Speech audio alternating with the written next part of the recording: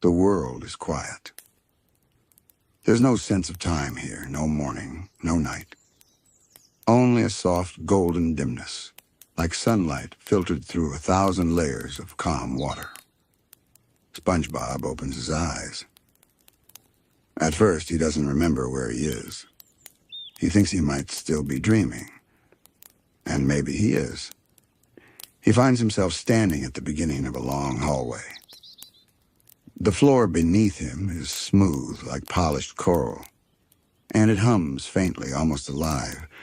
Each step he takes sends out slow ripples of light that spread, fade, and vanish. The walls stretch endlessly in both directions, pale blue, covered in shifting reflections as if they're made of liquid glass. And along each wall are doors. Dozens, hundreds, thousands of them. Each door glows faintly with a different color: coral pink, sea green, lavender, gold, and shades he can't even name. Some flicker gently. Others pulse with light, as if breathing. There's no sound except his own soft footsteps. And then, a whisper. Not a voice exactly, but a feeling, like the ocean itself breathing in and out around him. SpongeBob tilts his head, listening. He can't tell where it's coming from. Maybe from the doors. Maybe from the space between them. Maybe from his own thoughts. He looks down and realizes he's holding something, a small lantern made of glass and bubbles, its light faint but steady. He doesn't remember picking it up, but somehow it feels like it's always been there, as if he's carried it through every dream he's ever had. He takes another step forward. The hallway stretches on, curving slightly but never ending. He can't see where it leads, and somehow that feels comforting. He breathes in deeply. The air smells faintly of salt and something sweet, like jellyfish nectar mixed with starlight.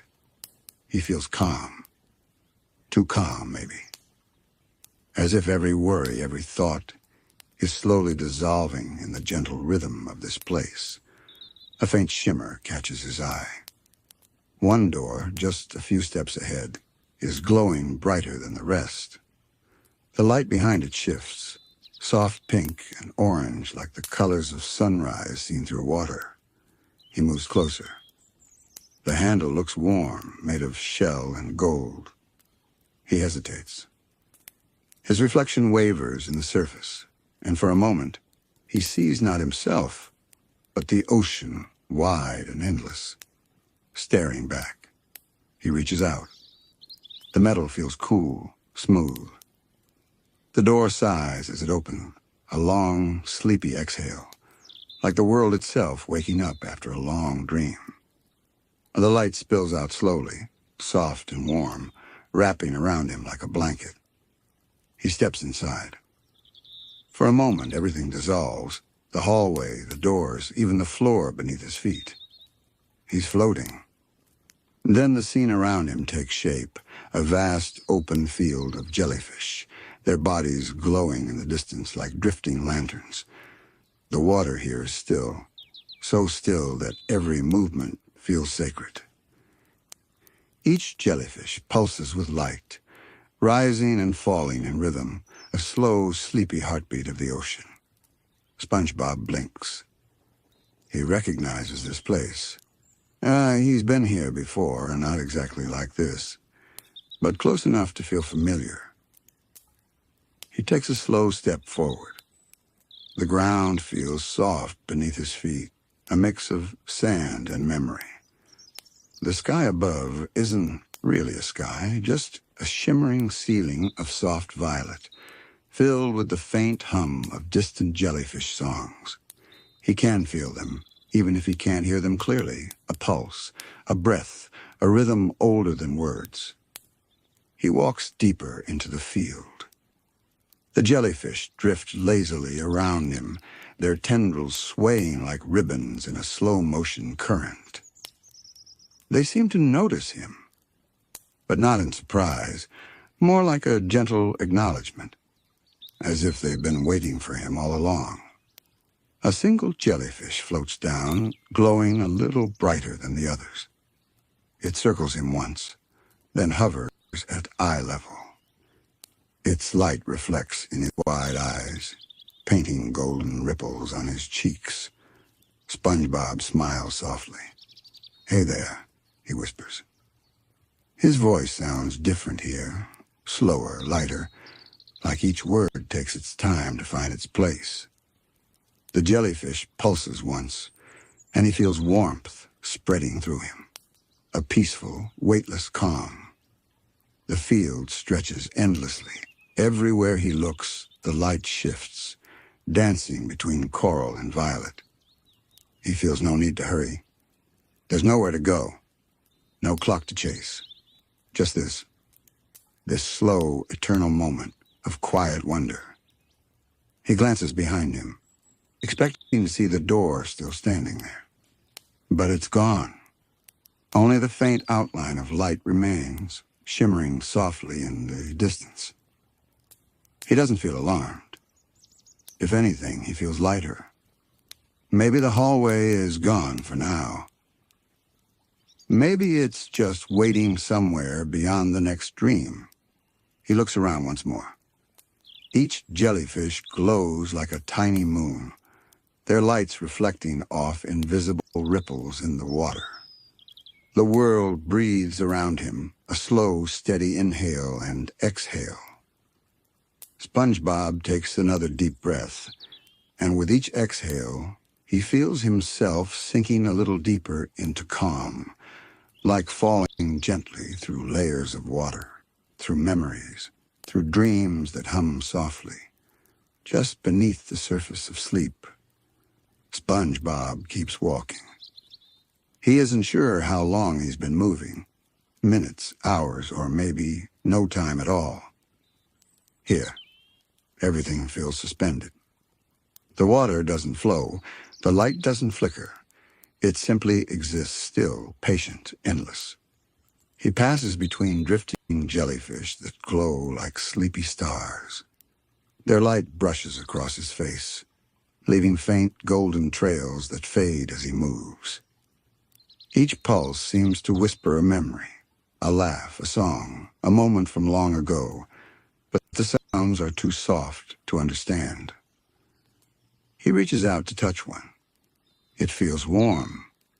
Not like water, not like air, something softer, more real than real. When he pulls his hand back, tiny sparks drift from his fingertips, floating upward like glowing dust.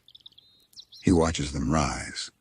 They twirl in slow spirals until they disappear. He feels a tug in his chest, something between curiosity and nostalgia. Like remembering a dream that fades the moment you wake up. Somewhere far away, he hears faint laughter. Light, airy, familiar. Patrick's voice, maybe. He turns, scanning the glowing horizon.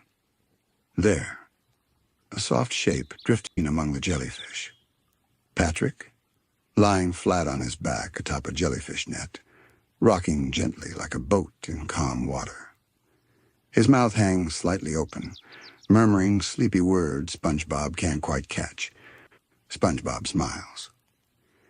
Even in dreams, Patrick looks at peace. The jellyfish carry him like gentle caretakers, floating him deeper into rest. SpongeBob wants to call out, but something in the stillness holds him back. He doesn't want to wake him. He doesn't want to wake anything. He takes another step forward. The sound of his foot touching the soft sea floor ripples through the water, and every jellyfish pulses once, as if the ocean itself heard him and sighed in reply. Only whisper, "Sorry." And the sound drifts upward, caught in the glow. The field changes subtly. The light around him grows deeper, richer, the soft gold shifting toward amber and blue, the colors of early evening. The jellyfish now look like floating lanterns released into a twilight sea. He realizes he's walking uphill now, though there's no real hill, just the sensation of rising slowly, each step a little lighter than the last. It's as if he's walking not on the sea floor, but through the layers of his own thoughts. He remembers coming here with Patrick once, running through the jellyfish fields, nets in hand, laughing until their sides ached.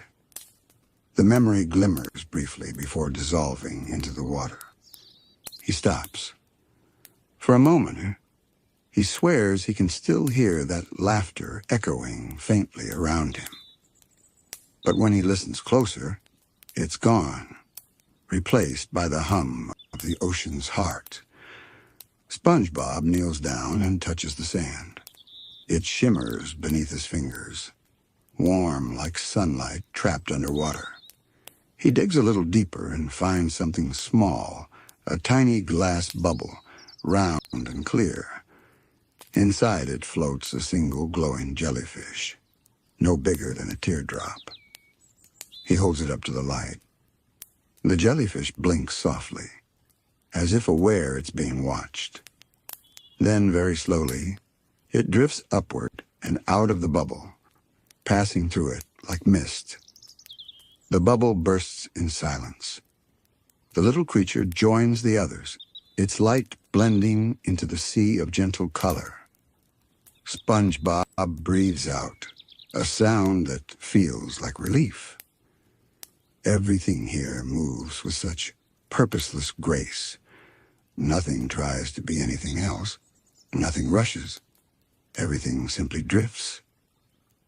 He wonders if that's what dreaming really is, not chasing anything, not escaping anything, just floating between the spaces where memories sleep.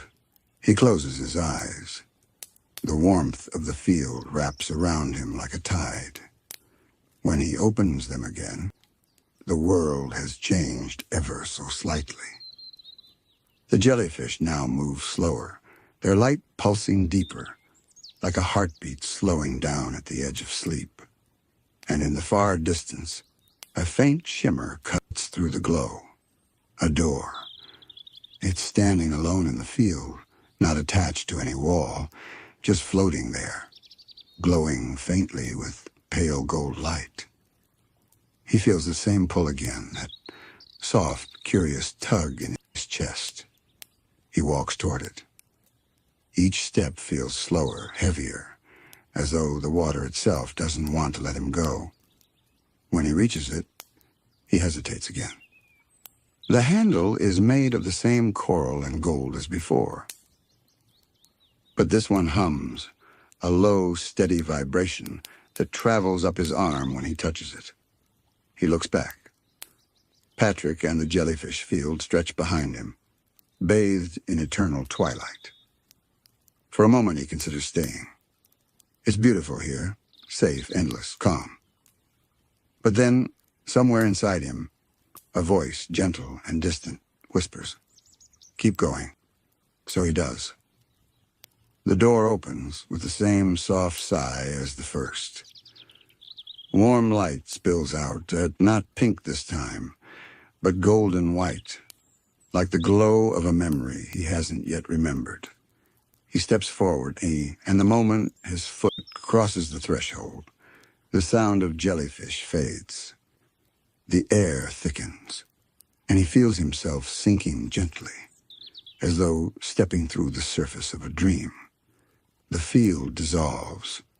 The light stretches, bends, and folds into something new. The hallway returns, but not quite the same. It's softer now, warmer, the walls breathing like quiet waves. The doors hum faintly in greeting, their lights pulsing in rhythm with his heartbeat.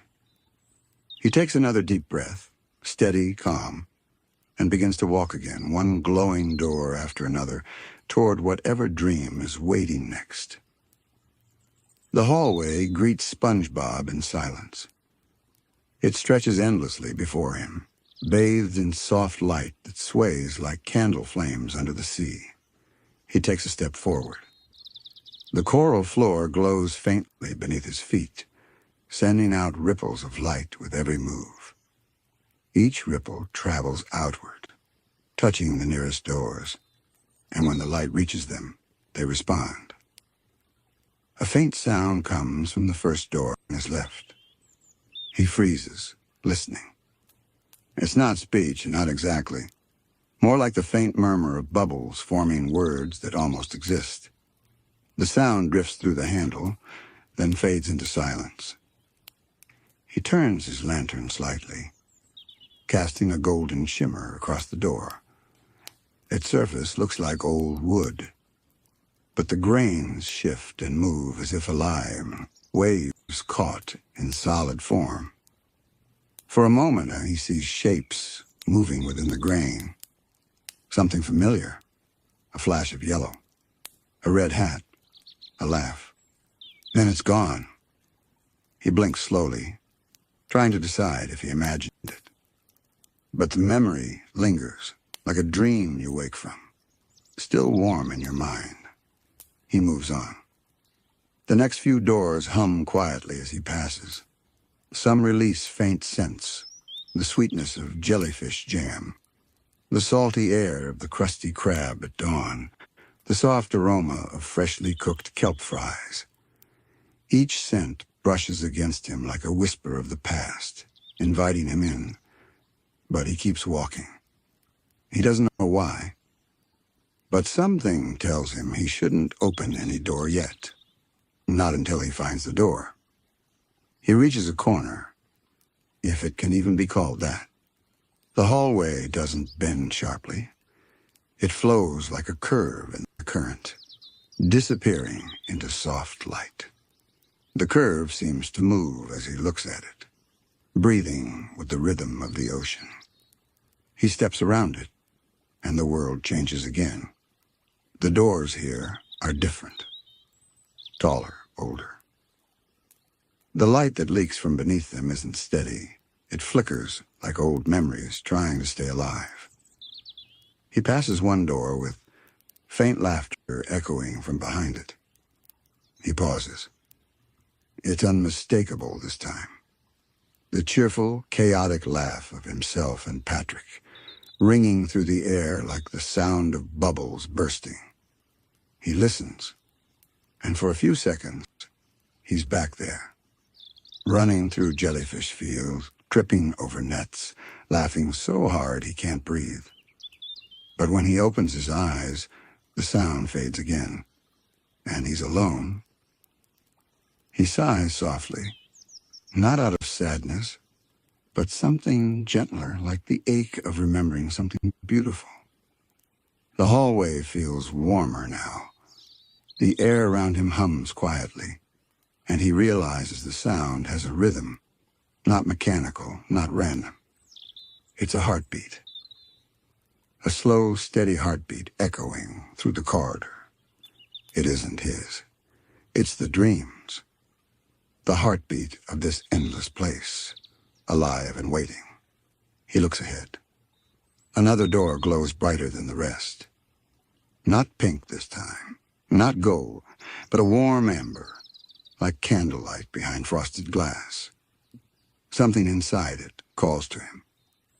He can't hear words, but he feels emotion, comfort, familiarity, purpose. The kind of feeling you get when you remember something you loved without realizing it. He approaches it slowly. The closer he gets, the louder the heartbeat becomes. Not frightening, but deep, reassuring, like the pulse of home.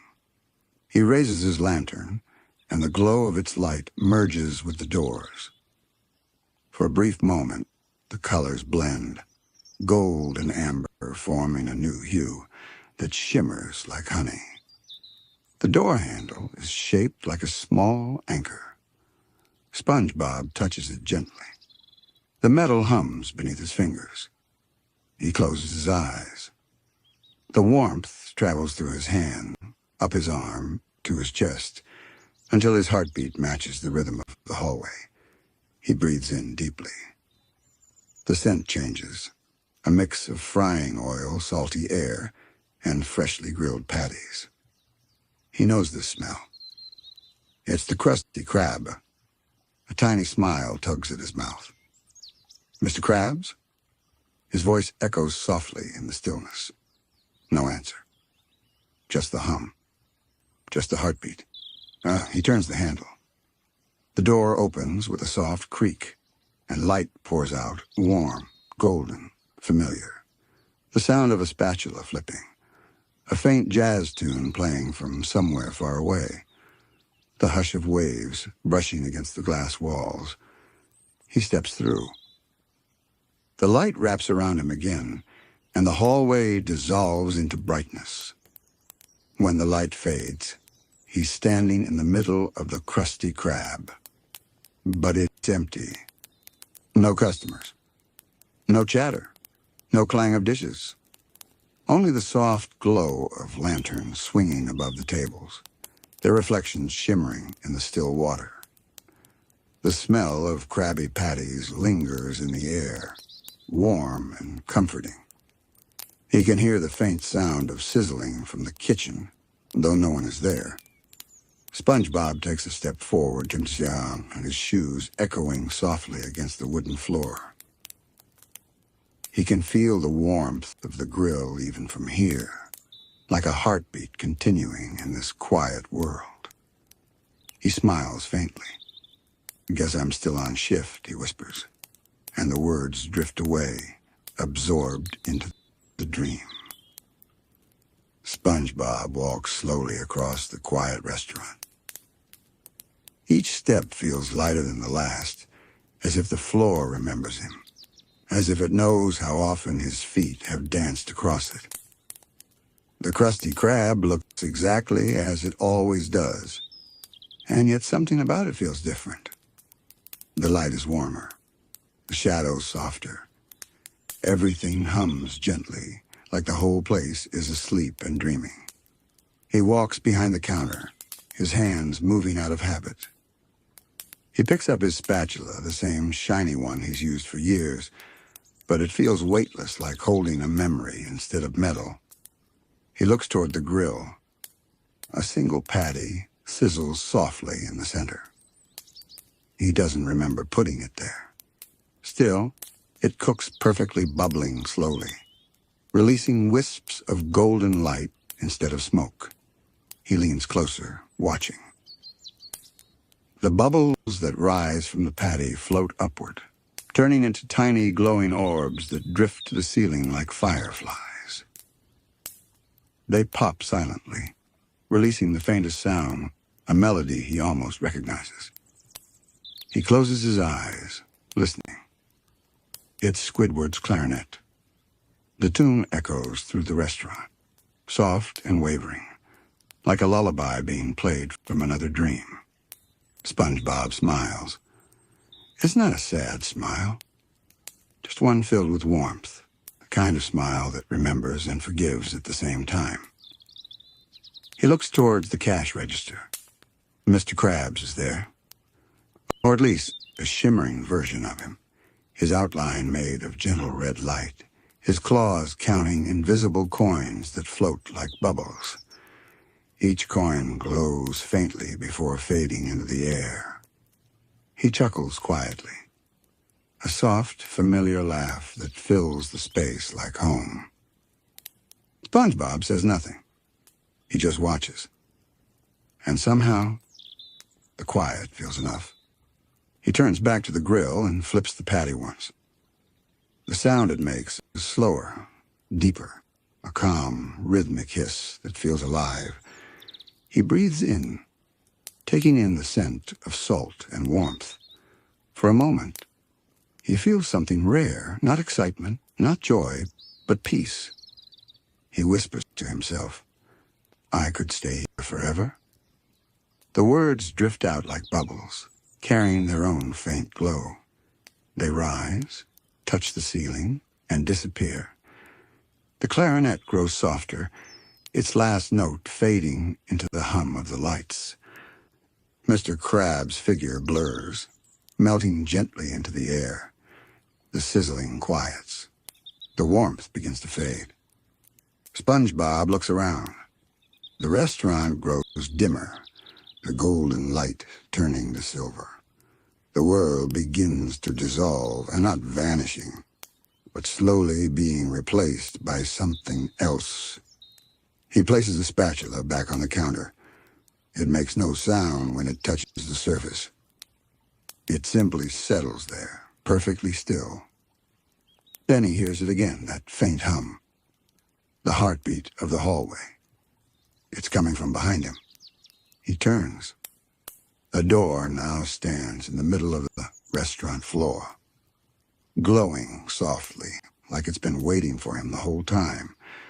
The light spilling from its edges is pale and cool, like moonlight drifting through deep water. SpongeBob takes one last look at the Krusty Krab. The tables shimmer like mirages. The kitchen hums faintly, the smell of a dream still lingering in the air. He sighs, not sadly but peacefully, and walks toward the door. As he reaches for the handle, the restaurant fades even more. He can see the walls dissolving into light, the sign outside melting into gentle bubbles. He turns the handle slowly. The door opens without sound, and for a moment, the world behind it shines brighter than the one he's leaving. He steps through.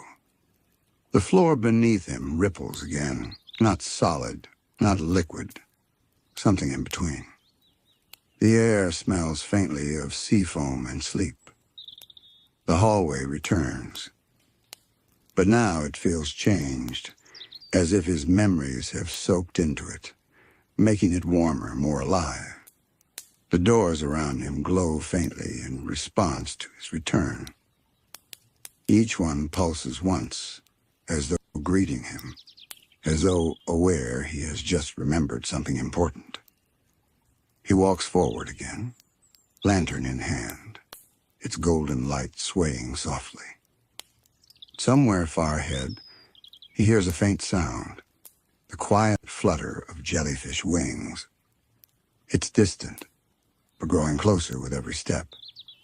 He looks down the hallway, and there, through the shifting haze of soft blue, he can just barely see the outline of another door.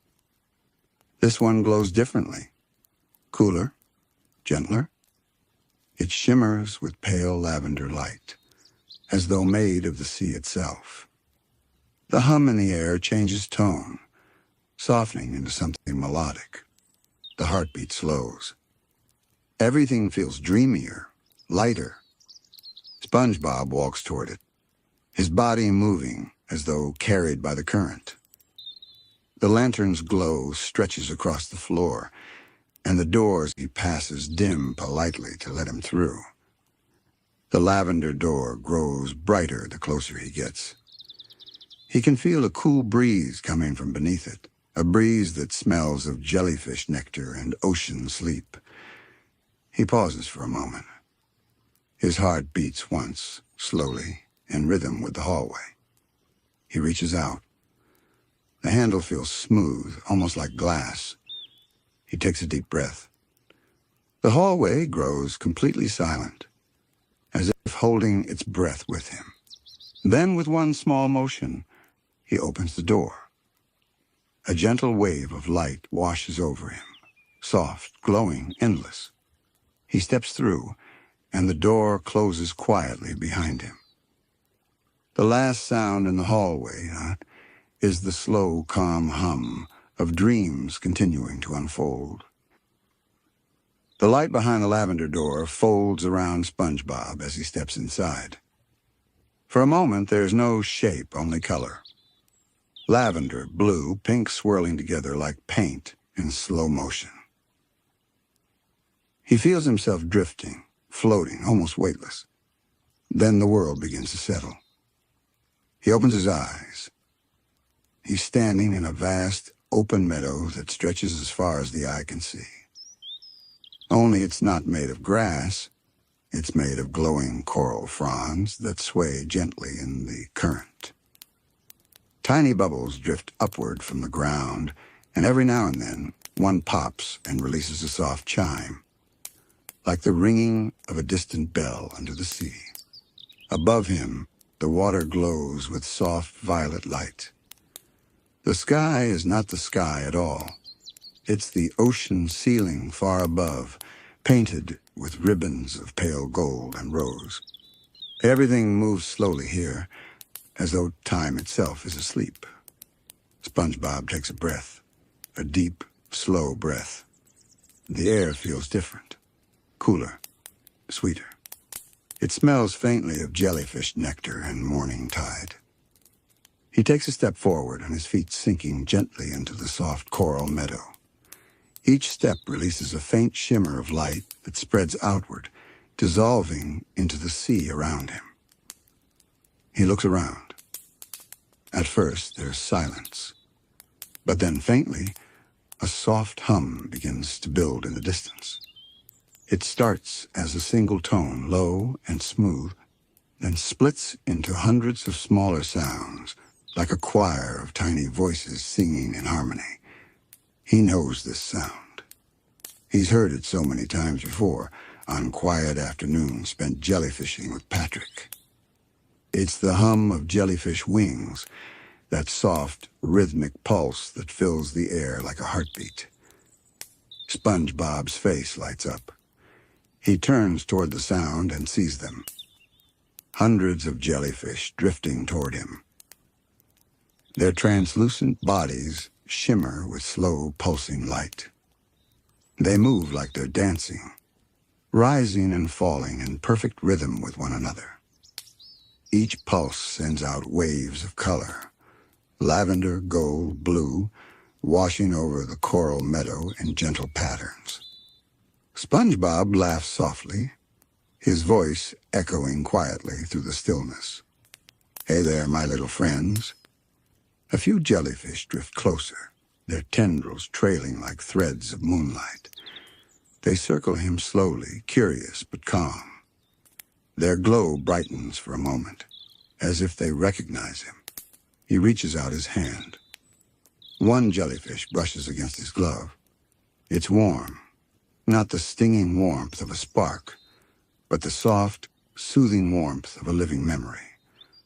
When he touches it, a sound rings through the water, a single, clear note that seems to vibrate inside his chest. He gasps, but it's not from surprise. It's from peace. He feels something opening inside him, a memory he didn't know was waiting. The field around him shimmers, and for a brief moment, he sees a younger version of himself running across this very meadow and laughing, a net in his hand, Patrick right behind him, tripping and giggling. The image lasts only a second, then dissolves into light. SpongeBob smiles softly. I remember, he whispers. I remember how peaceful it was here.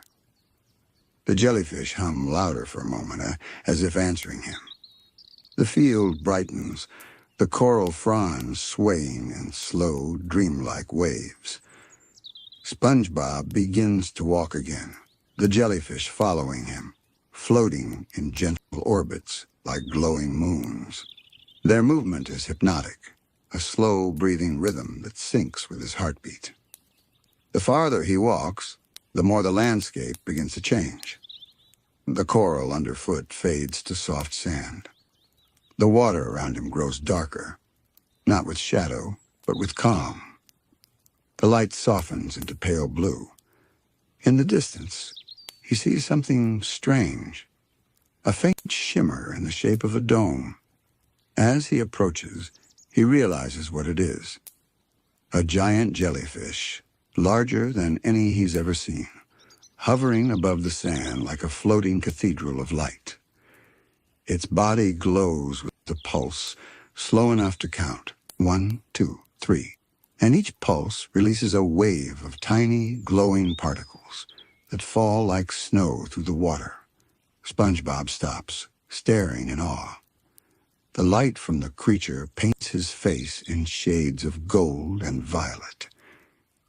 He feels the hum of its energy through the water, steady and calm, like the heartbeat of the ocean itself. All around, smaller jellyfish drift in circles around it, as though drawn to its light. Some spiral upward, others rest near the sand, their tendrils brushing softly against coral stones.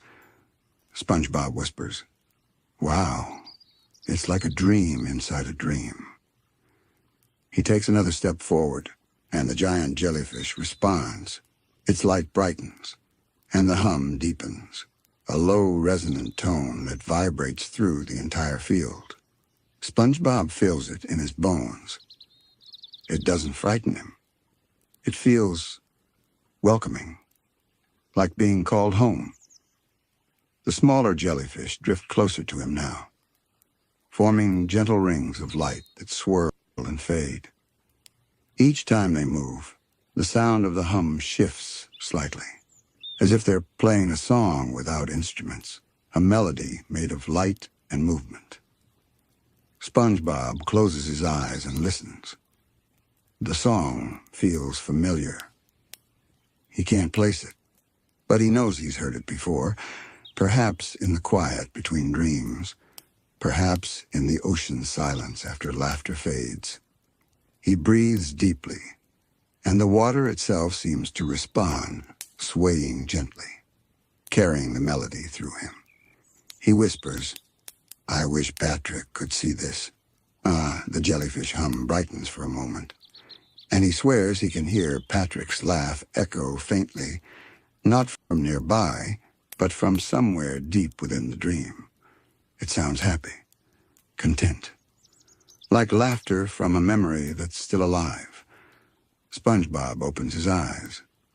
The field stretches endlessly again, and for the first time, he realizes there is no horizon here. The world simply fades into light. Soft hum continues long, even pulses of sound, slow and hypnotic. He takes another step forward. The giant jellyfish's light ripples once more, and the coral beneath his feet begins to change. It starts to rise, forming shapes, arches, curves, domes, like coral buildings sculpted from light itself. And deep in his chest, SpongeBob feels it again, that tug, that familiar warmth of recognition. He's still inside his dream. But maybe he's also walking through his own memories.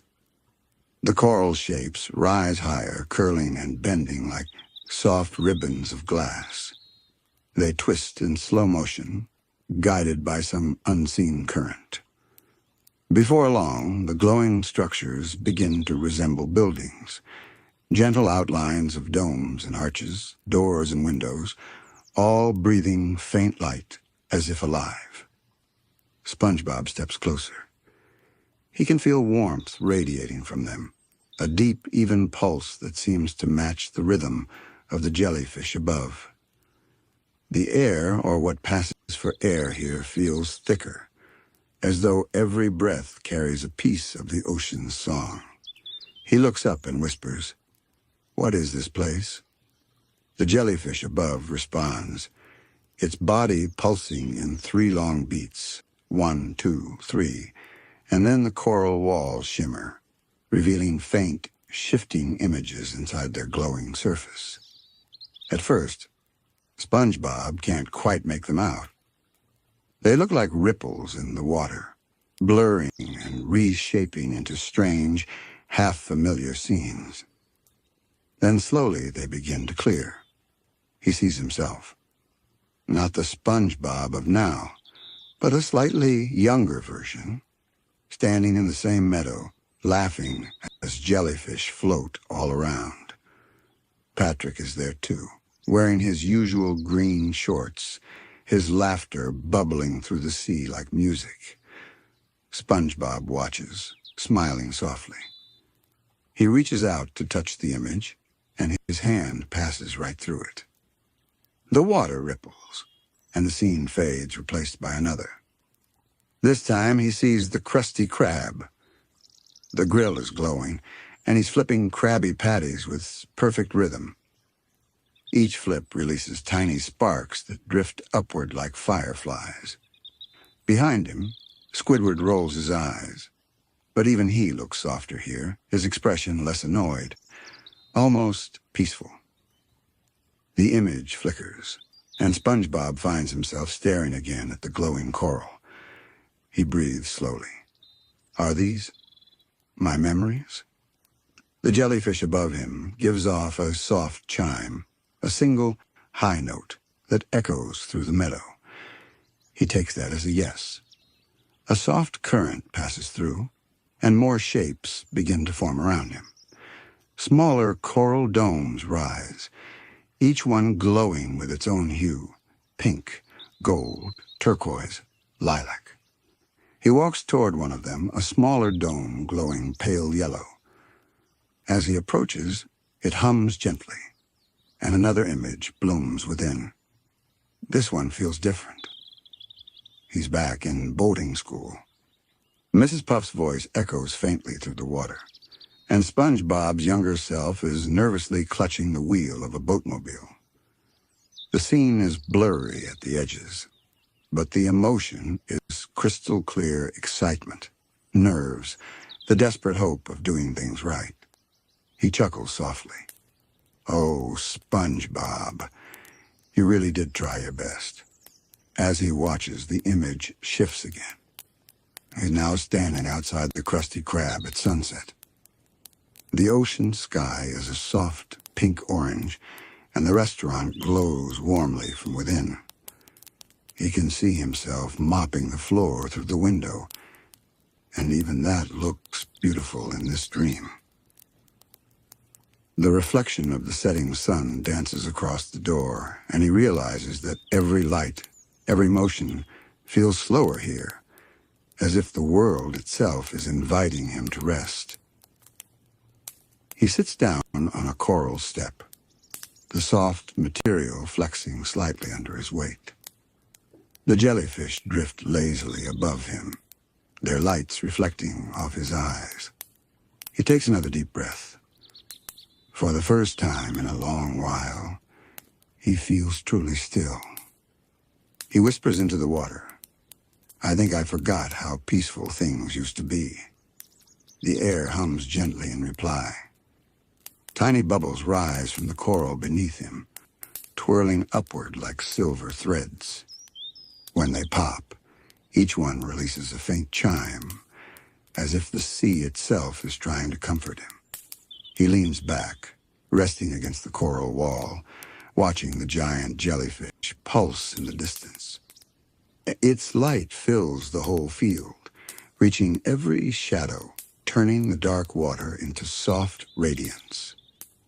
He begins to notice something else now, the hum of the jellyfish, the song of the bubbles, even his own heartbeat.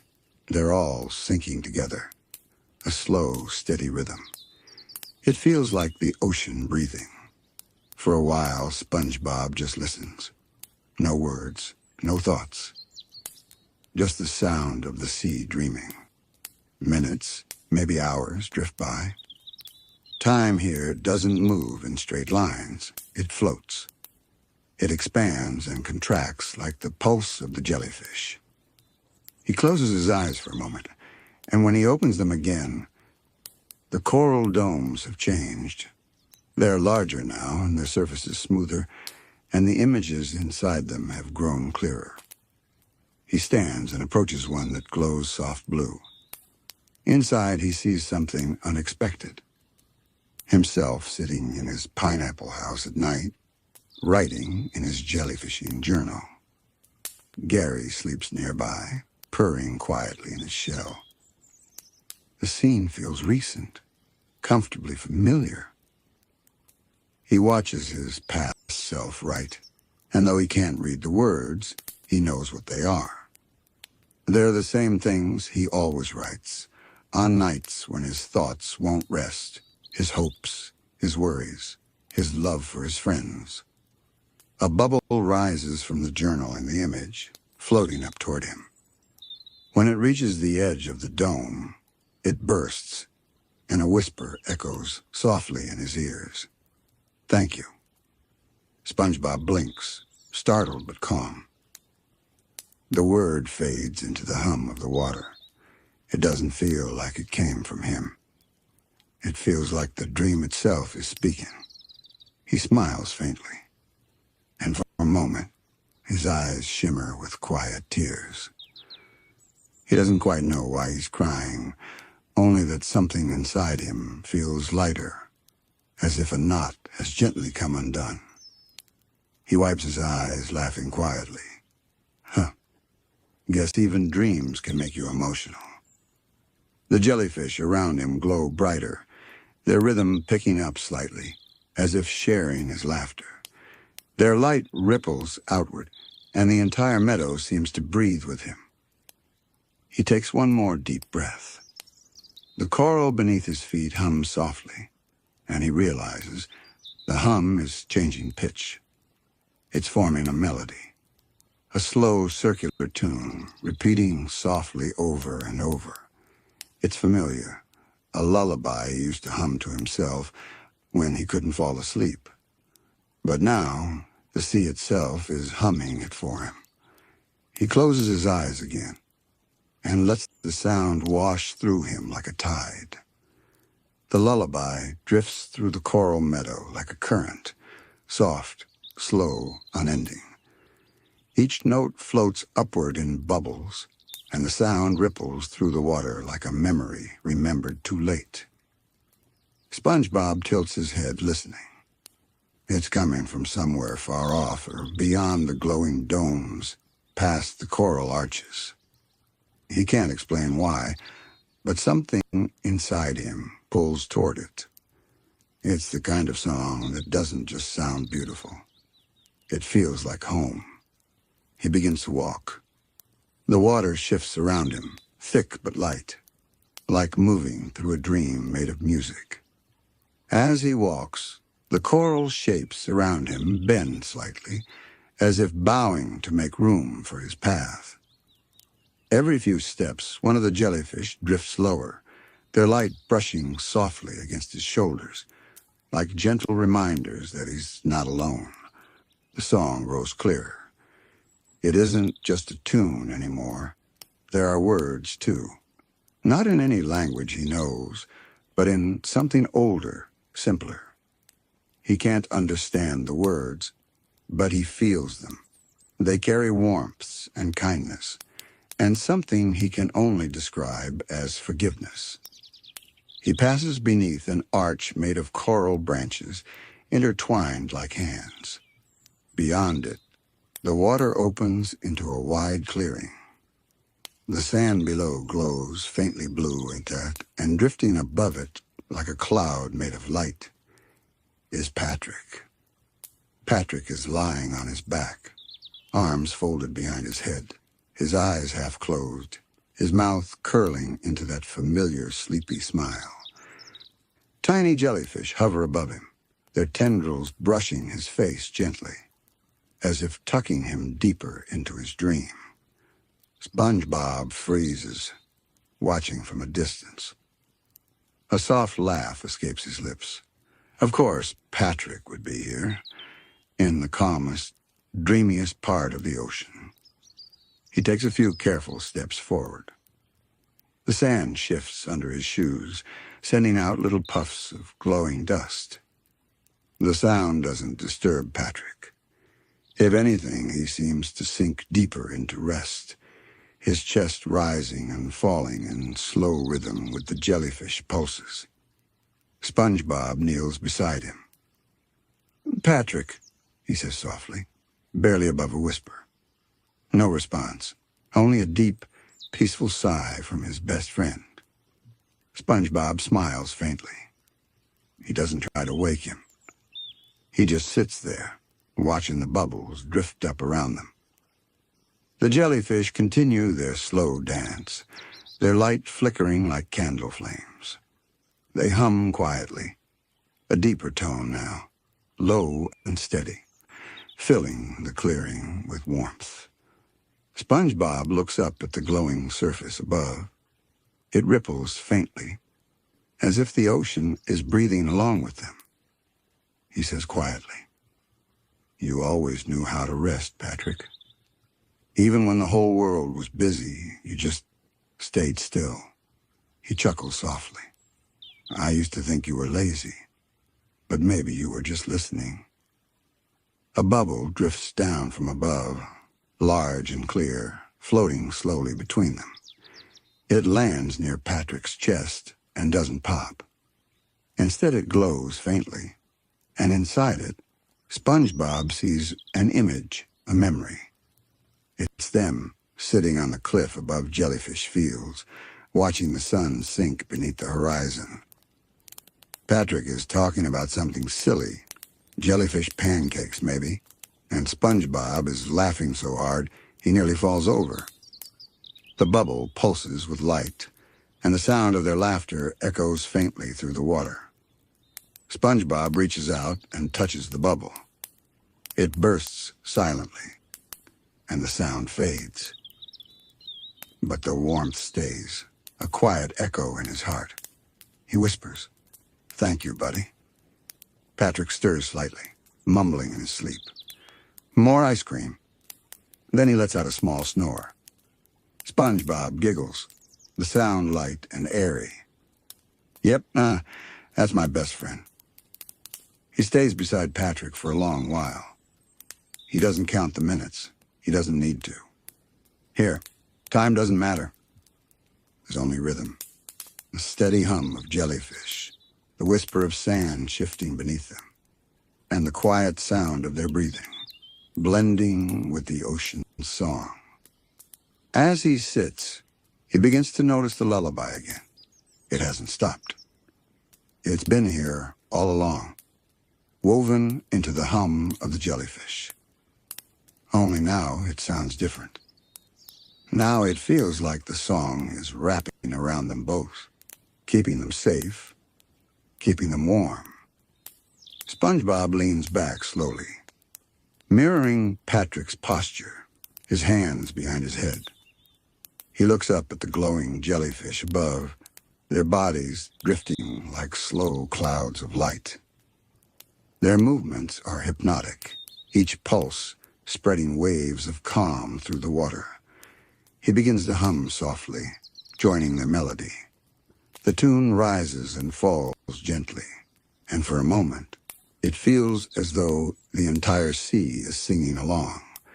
In the distance, the giant jellyfish pulses again, its light washing over the clearing in a long golden wave. The glow softens the edges of everything, Patrick's face, the coral, the sand, until all that remains are outlines, barely there, like sketches on glass. SpongeBob's eyelids grow heavy.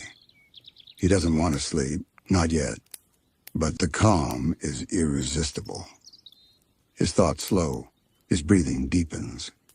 He watches a few bubbles drift upward, each one catching the jellyfish light, each one carrying a memory away. He murmurs, "I guess, even in dreams, you never really lose the people you love." The jellyfish hum once in response, a long, low tone that vibrates through the sand. It sounds like agreement. It sounds like yes. Patrick shifts again, mumbling something about Krabby Patties this time. SpongeBob laughs quietly. "Of course you're dreaming about food." Then he closes his eyes too, just for a second, to rest them. The lullaby continues, soft, circular, endless. The kind of sound that feels like home. And somewhere between the echoes of laughter and the hum of the sea, SpongeBob begins to dream inside his dream, a place even softer, even slower. A space where every sound, every light, every heartbeat of the ocean melts together into quiet serenity. SpongeBob drifts in the space between thoughts. He's not fully asleep, but not awake either. It's the quiet play, the one that exists right before dreams change shape. The jellyfish meadow fades, and in its place rises something else.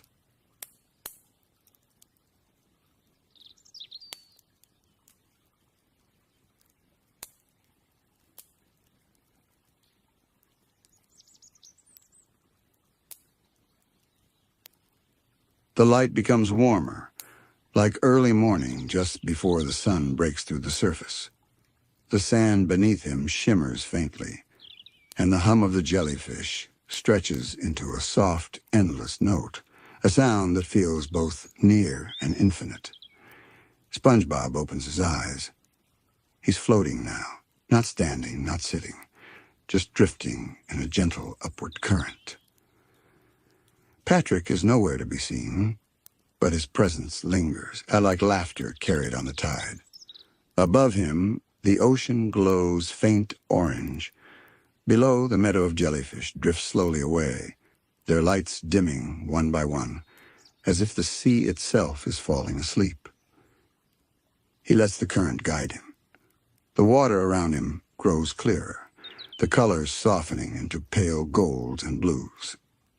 The feeling in his chest changes, not excitement, not curiosity, but something deeper, peace. He breathes in slowly. Even here, inside a dream, the air feels real, cool, and clean, with a trace of salt and coral dust. He whispers softly, "Where am I going now?" The ocean doesn't answer. It simply opens, revealing a wide expanse that looks almost like the sky. He realizes he's no longer beneath the sea, he's floating within it, as though the ocean has turned itself inside out. Above him, tiny stars shimmer, not real stars, but glowing specks of plankton, suspended in eternal stillness. Each one pulses faintly, and as he looks closer, he sees that they're not stars at all. They're doors. Tiny, weightless doors, each one glowing with a different color. They drift in silence, turning slowly in the current. SpongeBob reaches out toward the nearest one, a small golden door no larger than his hand. When he touches it, it opens without a sound. Inside, he sees a flash of something, a Krabby Patty sizzling on the grill, a bubble popping in midair, a laugh, a moment, a second in time. Then the door closes again and drifts away. Another floats past, this one blue. He opens it too.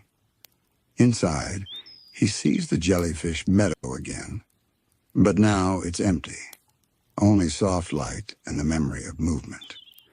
Each door he touches reveals something, a small piece of his life, a fragment of emotion. Some are joyful, some are bittersweet, but none of them hurt. Here, even sadness feels gentle. He keeps floating, opening and closing doors like pages in a book. Each one flickers and fades, and with every door, the water grows warmer, brighter. The hum of the jellyfish returns, not from below this time, but from within him. It's as if the sea has planted its rhythm inside his chest. Each beat echoes softly, slower and slower, pulling him deeper into stillness. He whispers, "So this is what calm feels like." The current slows.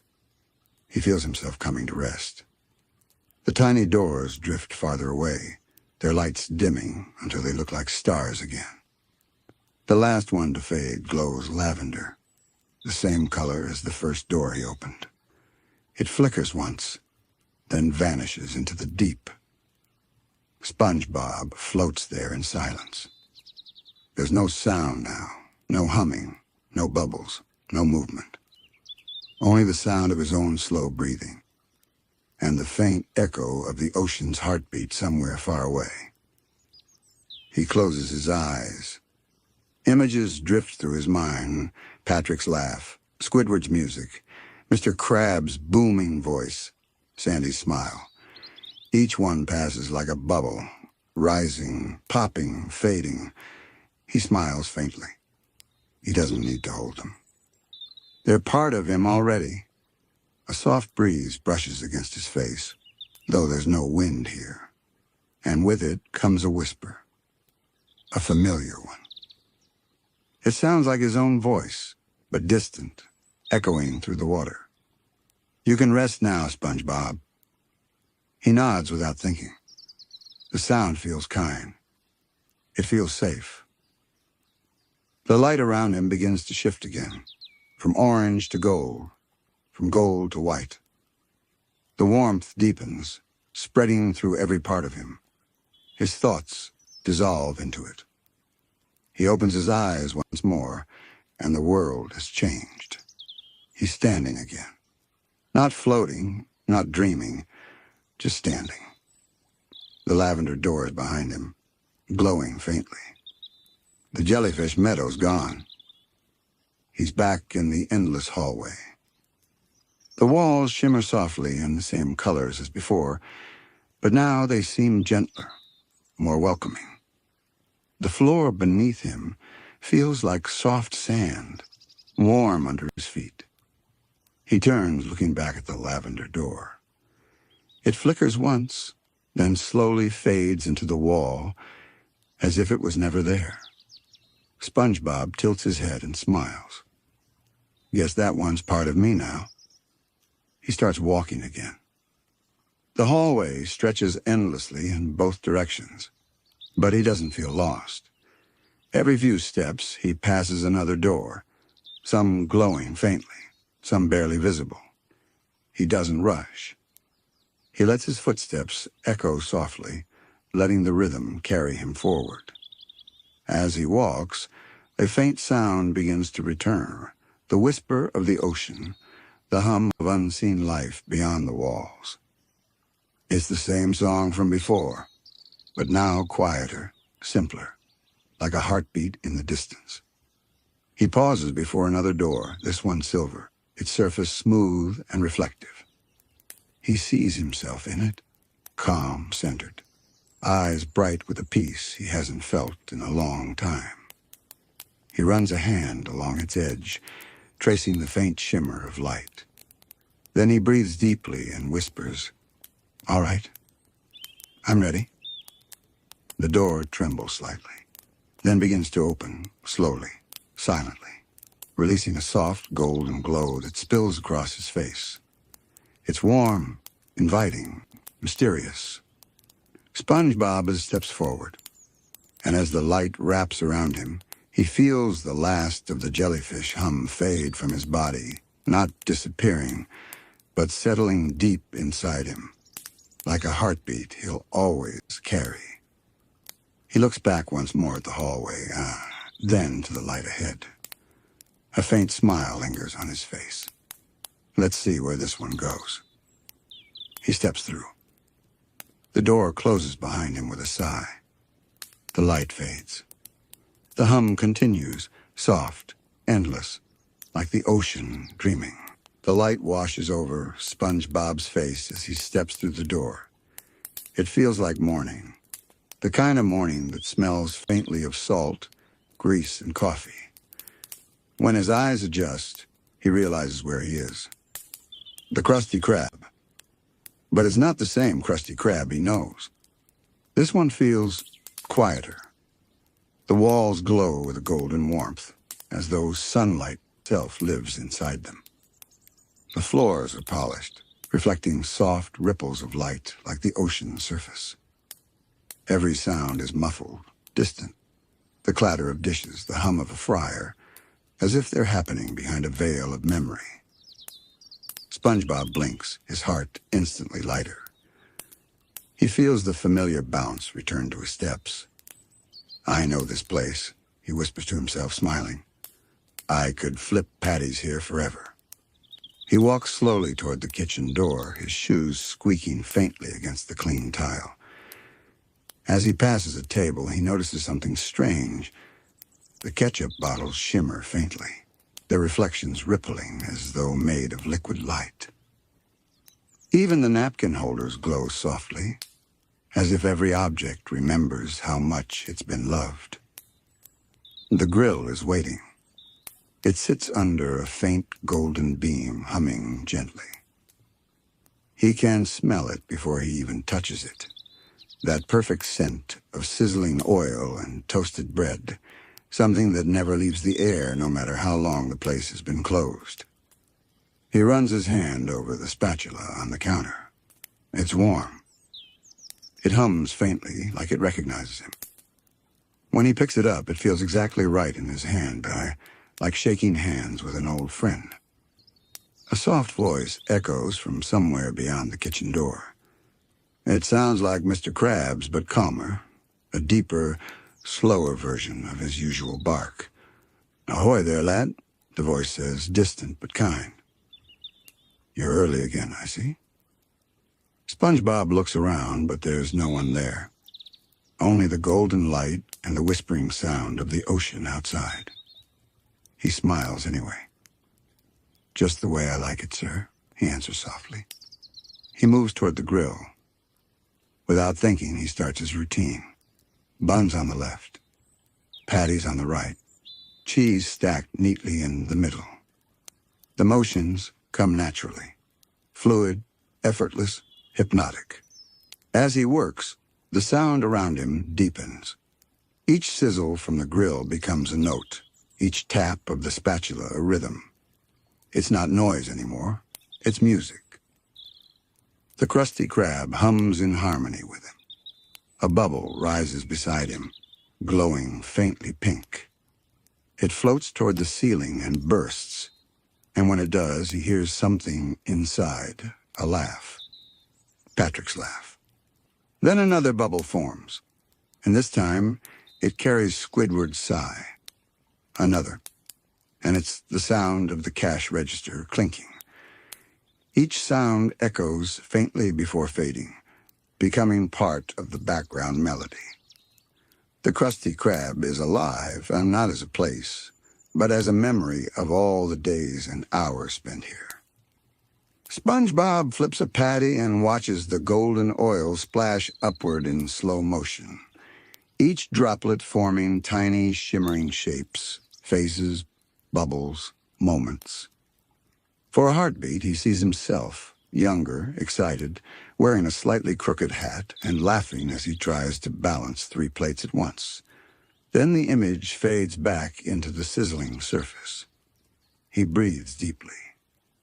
"Feels just like home," he murmurs. He looks toward the order window, expecting Squidward to be there. But instead, the window glows softly, and through it, he sees a dreamlike version of the dining area. Customers are there, but not quite real. They shimmer faintly, made of light and color, their faces half-formed, their movements graceful and slow. When they laugh, it sounds like distant chimes. He leans on the counter, spatula in hand, and watches them. Each movement plays like a memory out of sequence. A child drops their coral shake and giggles. A family of sea snails share a basket of fries. 2 jellyfish float by, their tentacles sparkling softly as they drift toward a table. The whole scene feels like an old film, looping, warm, and endlessly peaceful. The door to Mr. Krab's office opens, and a shape emerges, but it's not sharp or distinct. It's a glowing silhouette, a memory of Mr. Krab's, his eyes faintly twinkling under the brim of his hat. He doesn't speak right away. Instead, he stands there, smiling faintly at SpongeBob. And though his voice comes through softly, it carries an emotion SpongeBob has rarely heard in it. Gratitude. "You've kept this place alive longer than any of us, lad," the voice says gently. "Even in your dreams." SpongeBob looks up, eyes wide. He wants to answer, but his throat feels heavy, like the warmth of the moment has filled every space inside him. He nods instead, and whispering, "I just love it here, Mr. Krabs. I always have." The shape chuckles a low, glowing laugh that ripples through the air. "Aye, and it loves you too, boy." The light fades slowly, but the warmth stays. The smell of sizzling patties grows sweeter, and SpongeBob feels his heart swell with a quiet pride. He takes another breath and returns to the grill. The rhythm continues, Sizzle, flip, sigh, hum. It's hypnotic, a steady heartbeat that fills the dream with peace. As he works, the walls around him begin to shift subtly. The Krusty Krab seems to stretch and breathe, its golden light pulsing in time with the sizzling grill. He doesn't question it. He just keeps cooking. The motions are meditative, each movement washing away another layer of thought. He feels light, weightless, perfectly present. The fryer hums softly, and the clock on the wall, shaped like a jellyfish, ticks in slow motion, each second stretching like a bubble rising toward the surface. There's no rush here. No closing time. Only this moment.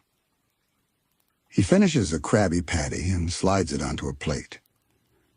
But the patty doesn't stay still. It glows, faintly golden, and then slowly rises off the plate like a bubble. SpongeBob watches as it drifts upward, turning in slow circles, before disappearing into the air with a soft pop. He smiles again. "That's okay," he says softly. "There'll be more." He turns back to the grill, where new patties have already appeared, not placed by him, but born out of the dream itself. They shimmer softly, each one glowing like a little sun. SpongeBob hums under his breath, a tune without words, something warm and rhythmic, something that belongs only to this moment. The dream deepens. The Krusty Krab no longer feels solid. Its walls breathe in time with the sound of the waves flexing gently, like the lungs of the ocean itself. Each surface, the counter, the grill, even the walls glows faintly, as if lit from within by the very act of SpongeBob's cooking. He flips a patty, and when it lands, a ripple of light spreads across the grill like the rings of a calm pond. It's beautiful, hypnotic, almost sacred. He pauses to watch the ripples fade. "Every flip makes the world shimmer," he whispers. His voice echoes softly, as if the restaurant itself is listening. The golden glow of the fryer flickers in rhythm with his heartbeat. For a long, suspended moment, SpongeBob just stands there, spatula in hand, bathed in soft light, feeling the strange harmony of it all. He realizes something. This place isn't just a restaurant anymore. It's his memory of purpose. He remembers his first day here, his nervousness, the smell of sizzling grease, Mr. Krabs' booming laughter, Squidward's sighs of boredom, and the infinite joy of flipping his first perfect patty. The joy still lives in him, but here in the dream it feels purified. The Krusty Krab begins to change again. The tables stretch outward, becoming rows of glowing coral counters. The cash register hums, its clicking turning into a slow, melodic rhythm. Even the menu board above the counter drifts loose from the wall, floating like a jellyfish, its letters glowing faintly into the dim light. SpongeBob steps closer to it.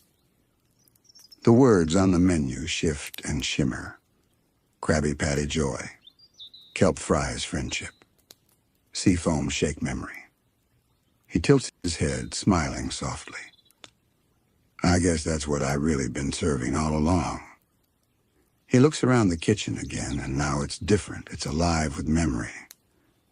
Each tool hums faintly with its own voice. The spatula sings in silver tones. The fryer hums in gold. The grill murmurs like distant thunder. It's a quiet orchestra of routine and meaning. He sets another patty on the grill, and as it sizzles, he begins to hum again, the same gentle melody he's always hummed when he's happy at work. But now something unexpected happens. The sound of his humming begins to shape the air. Each note creates a shimmer, and the shimmer takes form. Bubbles of light that float upward and burst into miniature scenes. He sees them above the grill, a child biting into their first Krabby Patty, Squidward reluctantly taking a small, proud bow after serving a full order line, Mr. Krabs counting coins with a soft smile instead of a greedy grin. Each bubble is a story. Each story is something he's touched without realizing it. He whispers, "It's all still here, every single moment." A soft wind stirs, not from outside, but from within the Krusty Krab itself. The doors swing gently open, and warm golden water begins to flow inside. But instead of flooding, it floats upward like reverse rain, filling the ceiling with rippling light. The restaurant glows brighter now, transforming into something almost celestial, a temple of work and memory. Through the golden glow, SpongeBob sees faint shapes moving beyond the door. Customers, friends, familiar faces drifting like silhouettes through light. They don't speak. They simply wave, smile, and pass by. Each figure leaves a faint trail of sparkle in their wake, like stars moving slowly through a night sky. SpongeBob stands by the counter, smiling with quiet awe. His voice trembles with wonder. All those burgers I made, all those smiles I saw. They never really left, did they? The air around him answers not in words, but in warmth. He feels it settle deep inside his chest. Then the shape of Squidward begins to form at the register. He's not completely solid, more like a memory made of mist and color, but his eyes are calm, softer than SpongeBob remembers. He's counting coins slowly, the clinking sound blending perfectly with the dream's rhythm. Without looking up, the echo of Squidward's voice says, "You never knew how much peace you brought to this place, did you?" SpongeBob's eyes widen. "Peace? Me? I just made burgers and sang songs." Squidward looks up, smiling faintly. "Exactly?" The answer is so simple it silences him. In this place, even simplicity holds wisdom. The memory fades and the air fills again with soft light. SpongeBob turns back to his grill, now glowing white-hot but not burning. He lifts the spatula once more, and as he does, the tool hums a gentle chord. It feels different now. He's not just flipping a patty. He's continuing something eternal, the act of creating warmth and joy in the smallest, simplest way. He breathes deeply and flips the patty. The sound that rises from the grill is like a sigh of contentment. Golden bubbles rise from the heat, drifting slowly upwards. Each one carries a faint image: Patrick's grin, Squidward's clarinet, Gary's quiet meow. SpongeBob watches them float up until they vanish in the glow. He feels tears rise, but they're not sad ones. They're warm, gentle, shimmering like the bubbles themselves. He wipes his face with his sleeve and laughs softly. Guess it's true what they say. Love really is the secret ingredient. The Krusty Krab seems to smile back. The entire room glows brighter. And for the first time in the dream, SpongeBob feels completely still, not in body, but in soul. Every sound slows. The fryer sighs softly. The sizzling fades to a heartbeat. The golden light deepens into amber. SpongeBob sets his spatula down. The moment feels endless. He looks around one last time. At the floating tables, the glowing walls, the faint shimmer of memories still dancing in the air. Everything here feels whole. He whispers, "This is what I've always been chasing, isn't it? Not just the work, but the wonder in it." The grill hums softly in agreement. The dream begins to pulse like a tide turning, a transition approaching. Somewhere beyond the glow, another door is forming faint blue and pulsing like a heartbeat. But SpongeBob doesn't look at it yet. He stands quietly, one hand on the counter, letting the hum of the Krusty Krab fade gently around him. SpongeBob leans on the counter, feeling the warmth of the golden surface under his palms. The Krusty Krab hums faintly around him, alive, breathing, aware. The air feels thicker now, but not heavy. It's filled with something he can't quite name. It's as though the whole place is waiting for him to notice something he's always missed. He takes a deep breath. The smell of cooked patties, grilled bread, melted cheese, all of it mixes with the faint salt of the sea breeze drifting through the cracks of the dream. He closes his eyes, and when he opens them again, the restaurant has shifted slightly. The edges blur like a watercolor painting in motion. The walls pulse with gentle waves of color gold, amber, then blue, as though the Krusty Krab is becoming the ocean itself. The counter stretches endlessly before him. Each plate holds a different Krabby Patty, but none of them are ordinary. Each one glows with a memory inside it, like a crystal preserving a single moment. He steps closer. The first patty shows him Patrick, sitting at a booth, laughing so hard his drink bubbles up through his nose. The next shows Squidward, quietly eating in the corner after closing time, pretending not to enjoy it. The next glows brighter Sandy, handing SpongeBob a small note that says, "Best cook under the sea." He smiles softly. His heart feels both light and full. He realizes what he's looking at. These are the moments that kept me going. The patties don't respond, but the air seems to nod in agreement. He walks down the counter slowly, hands brushing the plates as he passes. Each one warms under his touch, humming softly. The glow grows brighter behind him with every step, like he's leaving a trail of golden light. He stops at the last plate, a patty smaller than the rest, barely glowing.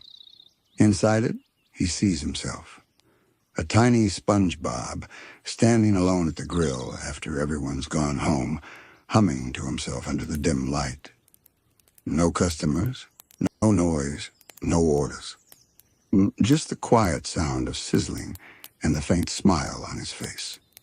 He stares at it for a long moment, then whispers, "I remember that night. I wasn't lonely. I was just peaceful." The small sea glows brighter as if understanding. And in that glow, he sees it. The reason he always came back. The reason he loved his job even when no one else cared. It wasn't just work. It was his way of keeping the world gentle. He picks up the small patty in both hands. It's warm, light, alive. For a heartbeat, he thinks it might float away, but instead it melts into his hands, turning into light that flows up his arms, into his chest. He gasps softly. The warmth spreads through him. Like every happy memory he's ever had is returning home. He whispers, "It was never just about the burgers. It was about making something beautiful every day, even if no one saw it." The Krusty Krab hums louder now, not chaotic but harmonious. The fryer, the cash register, the grill all blending into a single low note that feels like gratitude. The golden light rises higher. It covers the ceiling, the walls, the tables, until the restaurant begins to dissolve and not vanish, but transform. The walls become translucent, revealing the vast ocean beyond. Bubbles drift upward like lanterns, carrying faint sounds of laughter, customers, friends, moments from years past. Through the fading light, SpongeBob can see himself working at the grill again, younger, full of energy, spatula spinning like a conductor's baton. But this time, he's watching from outside the memory. He sees every movement, as art, each flip, each motion a dance. He steps closer to his younger self, and the two versions of him share the same smile. "You never stop trying," the older SpongeBob whispers softly. "You just kept creating joy, no matter what happened." The younger SpongeBob looks up and nods, as if he's always known that's what he was doing. Then he fades, becoming light, blending into the golden glow. SpongeBob stands alone again, but he doesn't feel alone. The air vibrates gently, carrying faint voices, not words, just the sound of everything he's ever loved. He looks down at the spatula in his hand. It's glowing too now, its edges shimmering with patterns that look like constellations. He realizes this isn't just a tool. It's a symbol of his creativity, his kindness, his patience. Every time he used it, he built something beautiful, even in small ways. He grips it tightly, smiling. It's not just a job, it's a way of loving the world. As he speaks, the Krusty Krab around him breathes one final time, a deep, slow inhale that fills the space with gold light. Then gently it exhales. The golden glow dissolves into soft white mist, and SpongeBob finds himself standing on a calm ocean floor. The Krusty Krab is gone, but its shape lingers faintly in the light, like an afterimage of peace. He takes a few steps forward and feeling sand beneath his feet again. The mist curls around his ankles, cool and gentle. In the distance, he sees something forming, another door. This one blue, framed in light, its surface shimmering like water. But before he walks toward it, he looks back one more time at where the Krusty Krab stood. The last traces of light are fading now, but he can still hear it. The faint sizzling of a grill, the quiet hum of work and wonder. He whispers softly, "Thank you." The mist shimmers briefly, as if nodding back. He takes a deep breath and begins to walk toward the blue door. Each step feels light, like the ocean itself is carrying him. The closer he gets, the more the light around the door changes, from blue to turquoise, then to soft green, like sunlight through water. When he finally stands before it, he can see faint shapes within the door, memories waiting. He places one hand on it and smiles. His reflection stares back, calm, steady, a version of himself he barely recognizes, but finally understands. He whispers, "Work, wonder, peace. They were all the same thing all along." The door begins to open, its edges glowing brighter, the sound of distant waves growing louder. A soft current brushes his face, warm, welcoming, endless. He takes a slow, steady breath, then steps through. The blue door closes softly behind him, sealing the world of the Krusty Krab away. For a moment, SpongeBob can't tell where he is. The space around him is vast, colorless but peaceful sea without direction. The water is thick with light, not bright, but steady, glowing like starlight trapped beneath the waves. He floats for a while, motionless. No gravity, no noise, just the gentle pulse of the ocean's heart. He looks down. There's no sand, no floor, just endless soft water stretching below forever. He should feel lost, but instead he feels held. He spreads his arms slowly, feeling the faint current slide between his fingers. The water moves like silk, whispering against his skin. He thinks of all the days he woke up before sunrise, putting on his hat, walking through Bikini Bottom half asleep, just to make it to the Krusty Krab before anyone else. He remembers the stillness before the fryer started, the way the silence of the kitchen felt like the world waiting for its first sound.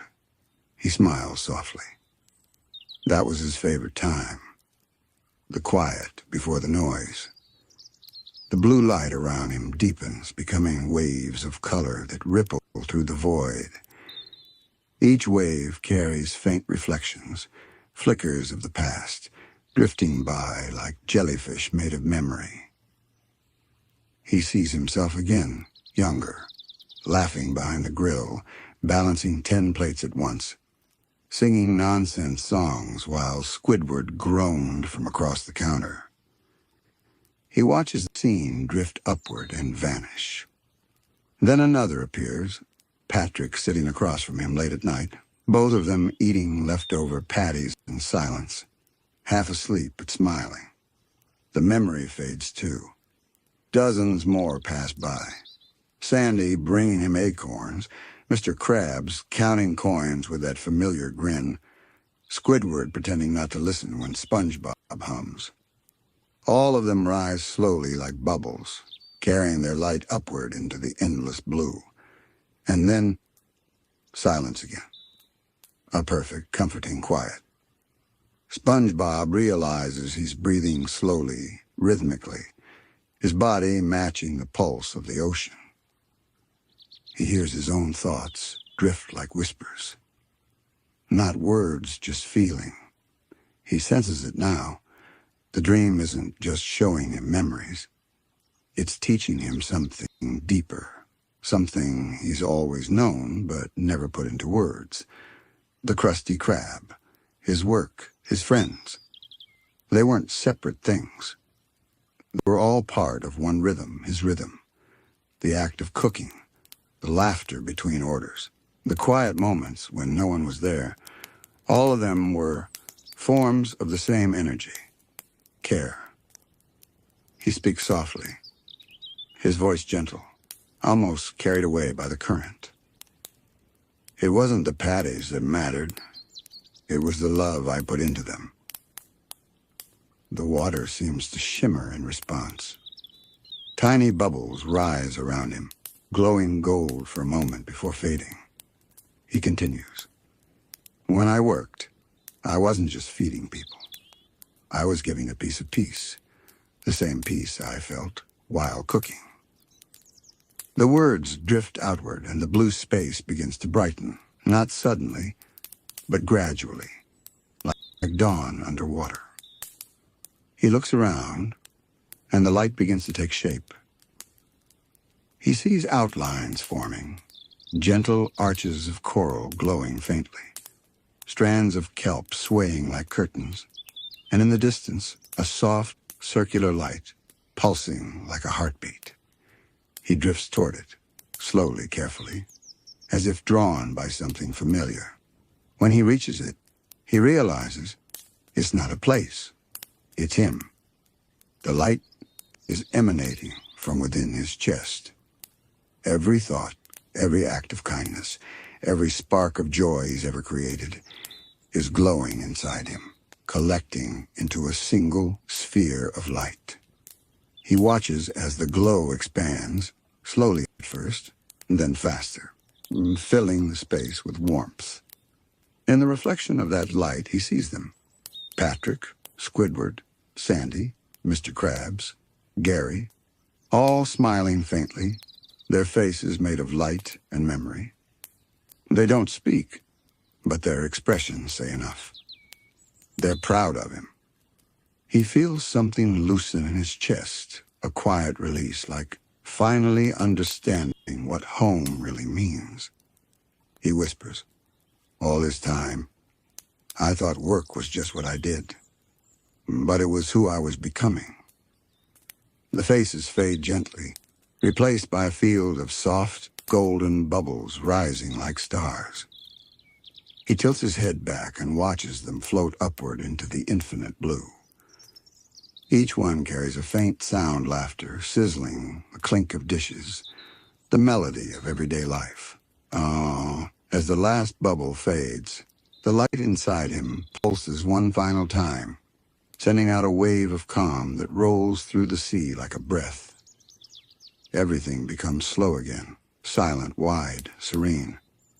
He closes his eyes, letting the current carry him. The warmth lingers. It's not the warmth of a grill, but the warmth of belonging. He thinks softly. I used to dream about the Krusty Krab. But maybe the Krusty Krab was dreaming of me too.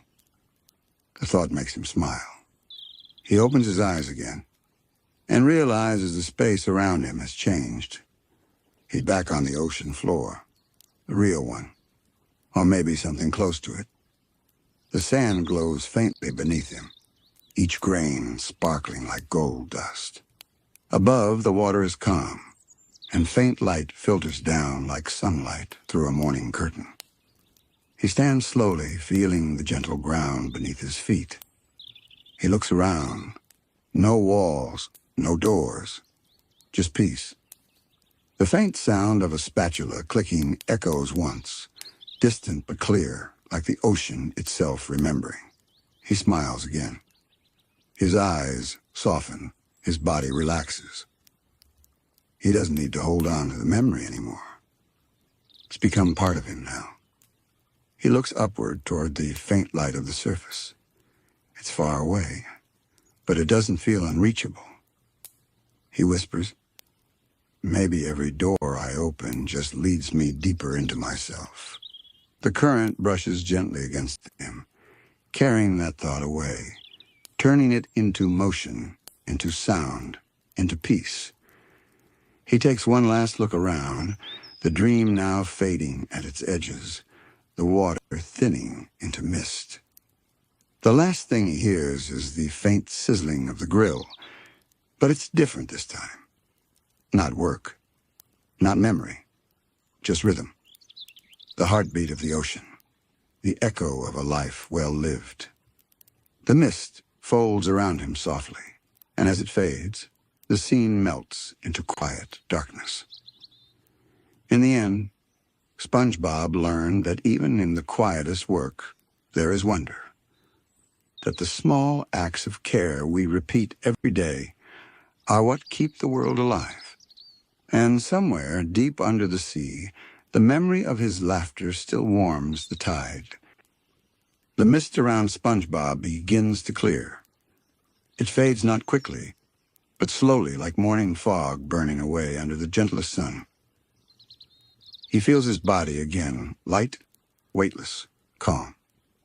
In front of him stands another door, smaller this time, rounder around the edges. Its surface is made of pale yellow coral, carved with uneven little patterns, almost like doodles. It feels familiar, though he can't quite remember why. SpongeBob tilts his head, studying it. The handle is a small pink shell, smooth and slightly warm to the touch. When he places his hand on it, the shell hums softly. Not a mechanical sound, but something alive, something kind. He breathes in. The scent of the water changes, less like the deep ocean, more like home. He turns the handle. The door opens soundlessly, and a wave of golden light washes over him, gentle and forgiving. He steps through. The air inside feels different, lighter, thinner. Everything glows softly, like a watercolor painting still drying. SpongeBob blinks. He's standing in a small room, or maybe a bubble of memory. It looks like his pineapple house, but not quite. The walls are rounder, the furniture smaller and simpler, as though made for someone younger. The color palette is warm oranges, soft blues, and faint green light coming from somewhere unseen. He looks around slowly, turning in place. A little bed sits against the far wall, its blanket covered in hand-stitched jellyfish patterns.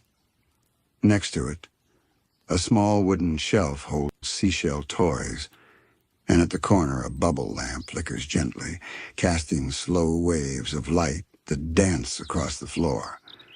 Everything feels softer, not just in sight, but in sound. Every bubble pop, every creak of the floor feels round and distant, like hearing the world through a dream. SpongeBob takes a slow step forward. His feet make no sound against the floor.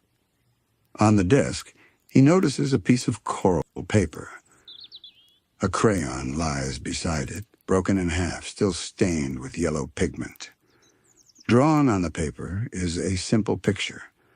A smiling sponge holding a net, standing beside a pink star under a field of jellyfish. SpongeBob smiles instantly. He recognizes the drawing. He remembers making it. "I forgot about this," he whispers softly, as though afraid to disturb the air around him. The paper glows faintly under his hand, and for a brief moment, he sees the past replay itself like light, reflected through water. The room ripples, and there he is, a smaller SpongeBob, sitting at the same desk, humming to himself, and legs swinging, eyes focused in complete joy. His movements are quick, full of tiny bursts of excitement, the way only a child moves when they're lost in their own little world. The younger SpongeBob hums louder, his voice high and sweet. He dips his crayon into a jar of glowing ink and draws another jellyfish, adding too many legs but not caring in the slightest. The older SpongeBob watches in silence, his heart full and fragile all at once. The little one turns suddenly, as if sensing someone there. He looks right at SpongeBob and smiles. It's the kind of smile that doesn't need words. Pure, round, open. The smile of someone who doesn't yet know what disappointment feels like. SpongeBob kneels down slowly, his reflection merging with the child's. "Hey there," he whispers softly, unsure if the boy can hear. The little one tilts his head, as if listening to a sound coming from inside his own memory. Then he laughs, picking up a seashell and blowing into it like a horn. The sound that comes out is soft and bubbly, echoing gently across the room. SpongeBob laughs quietly with him. He remembers now the shell was a gift from his grandmother. He used to believe it could summon jellyfish. He spent entire afternoons trying, sitting by his window, blowing into it until he ran out of breath. The little SpongeBob does exactly that, blows once, twice, then waits with absolute faith. For a moment, nothing happens. Then a single jellyfish drifts past the window, glowing faintly pink. It pauses, as if acknowledging the boy's call. Both SpongeBobs, the past and the present, watch it float by, their eyes mirroring the same quiet wonder. The older one whispers, "Guess it really did work." The jellyfish glides away into the golden distance, and the window fades back into the soft glow of the room. SpongeBob looks around again. Every object here is a fragment of something lost, but never forgotten.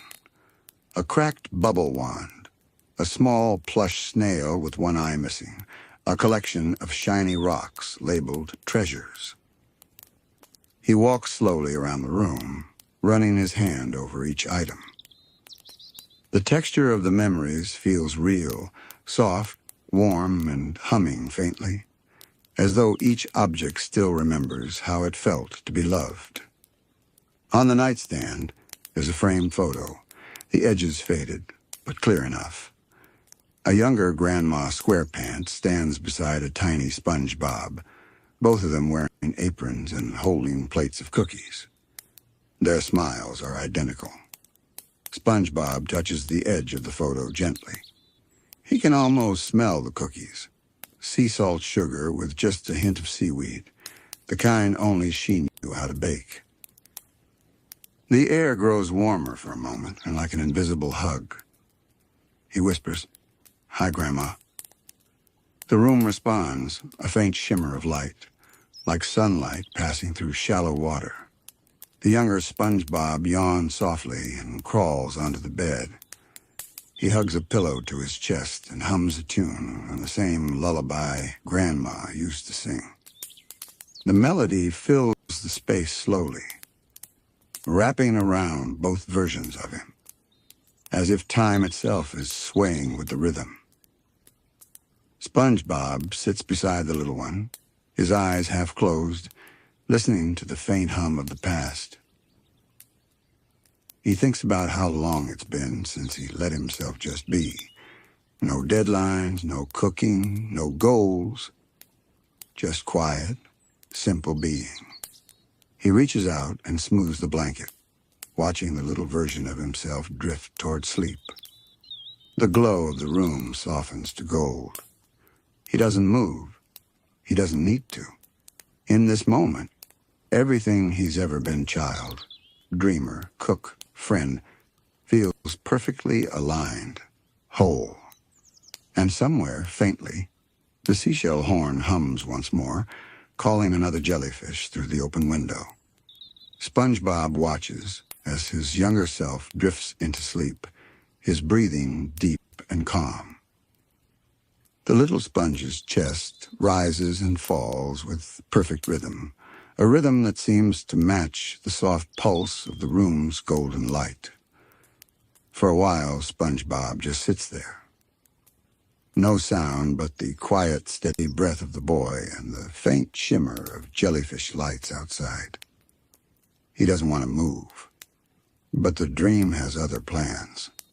The walls begin to fade, not vanish, but dissolve, as if the room itself is exhaling. The outlines blur, the floor ripples like a tide, and the glowing window expands until it becomes a horizon. SpongeBob stands slowly, realizing that he's no longer in a house, but floating in an open field beneath a gentle current of light. The seabed stretches endlessly, soft and pale like the inside of a seashell.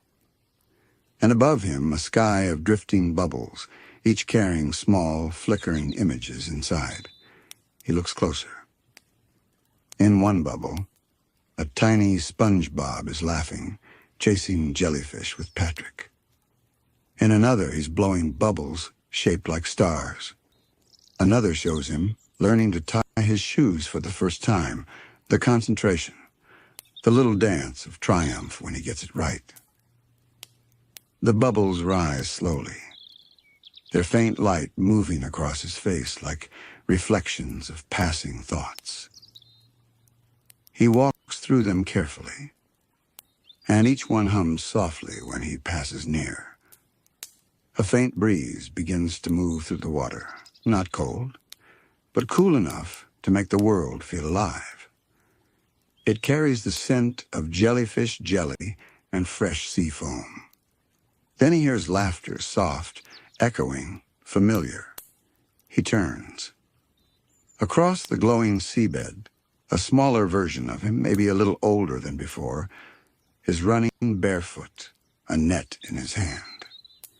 His yellow form blurs with motion, light trailing behind him like ribbons. "Hey!" SpongeBob calls out gently, though his voice sounds muffled, dreamlike. The younger him doesn't answer, but turns slightly, grinning from ear to ear, then keeps running. SpongeBob smiles. "Guess I'm supposed to follow." He begins to walk, each step slow, as though the water itself wants him to take his time. The field changes beneath his feet, from smooth shell sand to soft green seagrass, then to the glittering coral meadows he remembers from childhood. He recognizes this place now. It's jellyfish fields, but not as it really exists.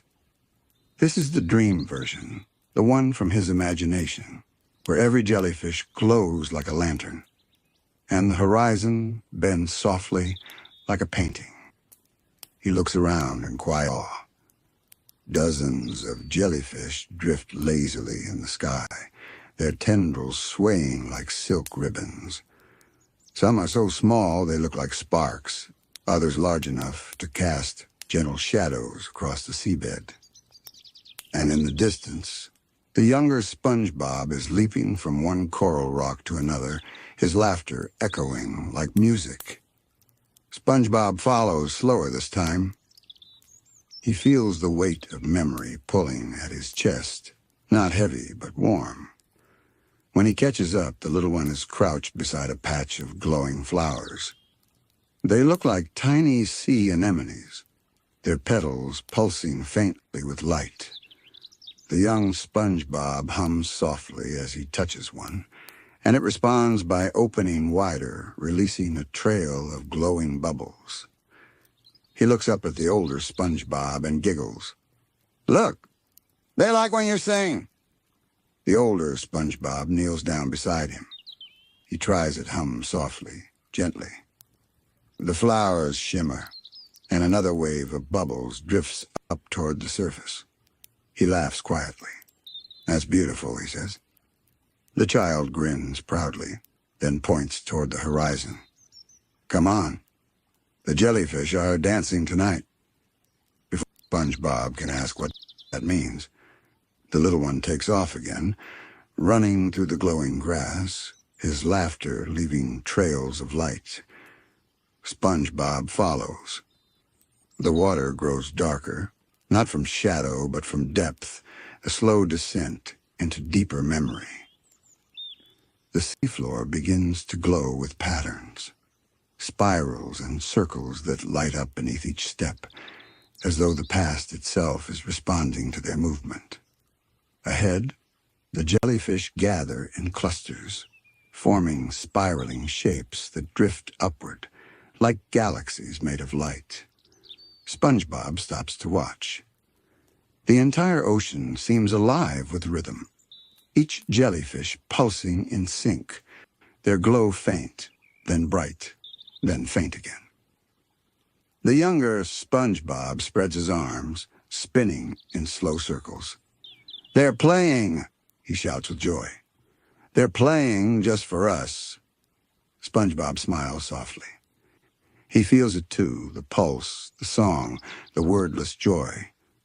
The jellyfish drift closer, encircling them both in a spiral of light. Their tendrils brush gently against SpongeBob's arms, leaving faint trails of warmth behind. He closes his eyes and breathes deeply, letting the sensation wash through him. The air or water hums around them. Not a melody exactly, but a kind of living harmony, the heartbeat of the ocean's earliest days. When SpongeBob opens his eyes again, the little one is floating, arms out, body still, face relaxed. SpongeBob watches in stillness, the child drifting upward slowly, surrounded by jellyfish that illuminate him like a cow castellati. He realizes something as he watches. This child isn't just a memory. He's the spark, the first dream, the origin of everything that came after. The joy and the curiosity, the need to make others smile. He feels tears rise, but they're not sad ones. They feel a cleansing. He whispers, "Thank you for dreaming me." The younger SpongeBob opens his eyes slowly and looks down at him. He doesn't speak. He just gives a small nod, then turns into light, dissolving into the swarm of glowing jellyfish above. The entire sea brightens, bathed in their soft golden pulse. SpongeBob stands still beneath them, watching until every last shimmer fades. The world quiets again, but the warmth remains, the feeling of being seen by his own past self, and forgiven by it. He exhales slowly, his body swaying gently in the calm current. Soft sound cue. The faint echo of childlike laughter blends into the flow of water. A lullaby tone hums beneath it, steady and slow. The jellyfish fields begin to dim, and in the distance, a faint door-shaped outline begins to appear, made of coral light, pulsing gently like a heartbeat. SpongeBob turns toward it, but he doesn't rush. He looks back one last time, at the empty field glowing softly in gold. It feels like leaving home again, but this time, he knows he can always return. even if only in dreams. SpongeBob takes one last look at the glowing field behind him. The golden light shimmers faintly, pulsing with a rhythm he now recognizes, the rhythm of childhood itself. Every memory, every laugh, every small joy, it all beat to the same gentle pulse. He feels it deep in his chest, as though it never really left him. Turning back toward the coral door, he notices how it seems to breathe, expanding slightly, contracting again. The edges flicker with threads of soft blue light, like coral veins carrying some quiet energy. He walks closer. With each step, the ground beneath him shifts. The bright coral grass fades to white sand, and the air becomes warmer, thicker. The door hums louder. SpongeBob reaches out, and when his fingers touch the handle, a ripple of warmth runs up his arm, familiar and comforting, like a memory he used to hold every day without realizing it. He turns the handle. The door opens with a sigh, a soft release of sound like a shell exhaling. Beyond it lies a faint pink haze. SpongeBob steps through. The world shifts again. He blinks and finds himself standing at the edge of a small town square. The buildings are tiny and round, their walls made of pale coral and driftwood. Everything here looks new, not brand new, but early, like the beginning of a story before anyone has told it. He looks around in quiet awe. He knows this place. It's Bikini Bottom, but younger, simpler. The roads are sandier, the lights dimmer, and there's a soft hum of excitement in the air, like the whole town is still discovering itself. He can smell the faint scent of seaweed pies baking in the distance. Somewhere nearby, a jellyfish drifts lazily past a streetlight. It's calm but alive, the heartbeat of a community still learning how to exist. SpongeBob starts walking down the sandy road, his footsteps leaving faint prints that glow for a moment before fading. He passes a small stand made of seashells. A sign painted in wobbly letters reads, "Free hugs and sea snacks, one per friend." He laughs softly. He remembers setting that up one summer, trying to make everyone in the neighborhood smile. He can almost hear his younger voice shouting, "Free hugs for everyone," and then the quiet giggles of people passing by. He keeps walking. The memory feels warm, like sunlight filtered through salt water. A gentle breeze moves through the street, carrying the faint sound of laughter, and that's when he sees it. A small yellow figure, not far away, standing nervously in front of a tall, slightly crooked building. A wooden sign swings above its door, the Krusty Krab. SpongeBob stops in his tracks. He watches the little version of himself, still shorter, hat slightly too big, holding a small briefcase made of sponge fiber. The younger SpongeBob takes a deep breath, squares his tiny shoulders, and knocks on the door. The sound echoes softly through the water. Mr. Krab's voice, deeper, younger, calls out from inside, "Come in, lad." The little sponge opens the door slowly and steps inside. Without thinking, the older SpongeBob follows, not walking, but gliding, as though carried by the current of memory itself. Inside, the Krusty Krab looks different. Smaller, cleaner, emptier. The walls still smell of fresh wood polish. The counter gleams like it's never seen a rush of customers. Behind the register stands Mr. Krabs, his shell brighter, his eyes younger, but just as sharp. And at the counter beside him, Squidward. Squidward's wearing a clean, crisp shirt and humming to himself, though his expression still carries the same quiet boredom. The little SpongeBob stands there, hands fidgeting nervously with his briefcase. He looks so serious, like this is the most important moment of his life. "Name?" Mr. Krab says, pretending to be official. "SpongeBob SquarePants, sir," the little one squeaks, voice high, full of hope. "And why do you want to work here?"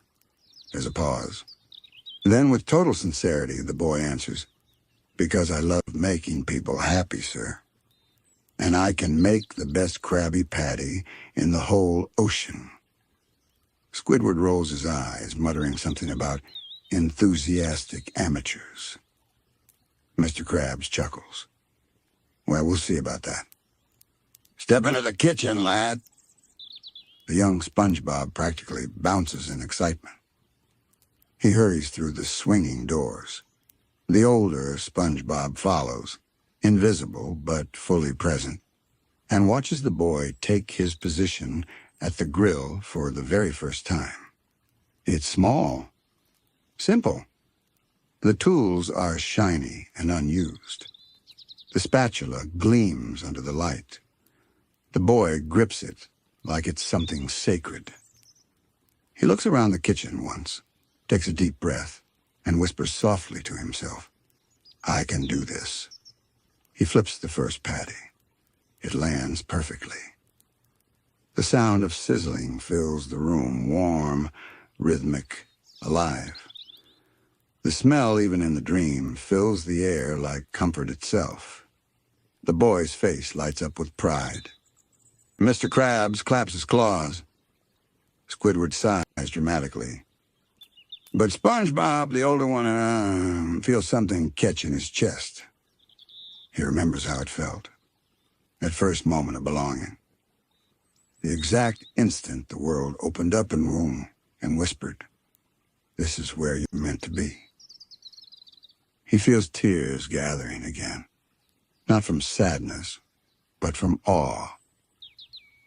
The scene flickers slightly, like an old film burning at the edges. The younger SpongeBob turns suddenly, looking right through the dream, right at the older version of himself. He doesn't speak, but his smile says everything. It says thank you. It says you made it.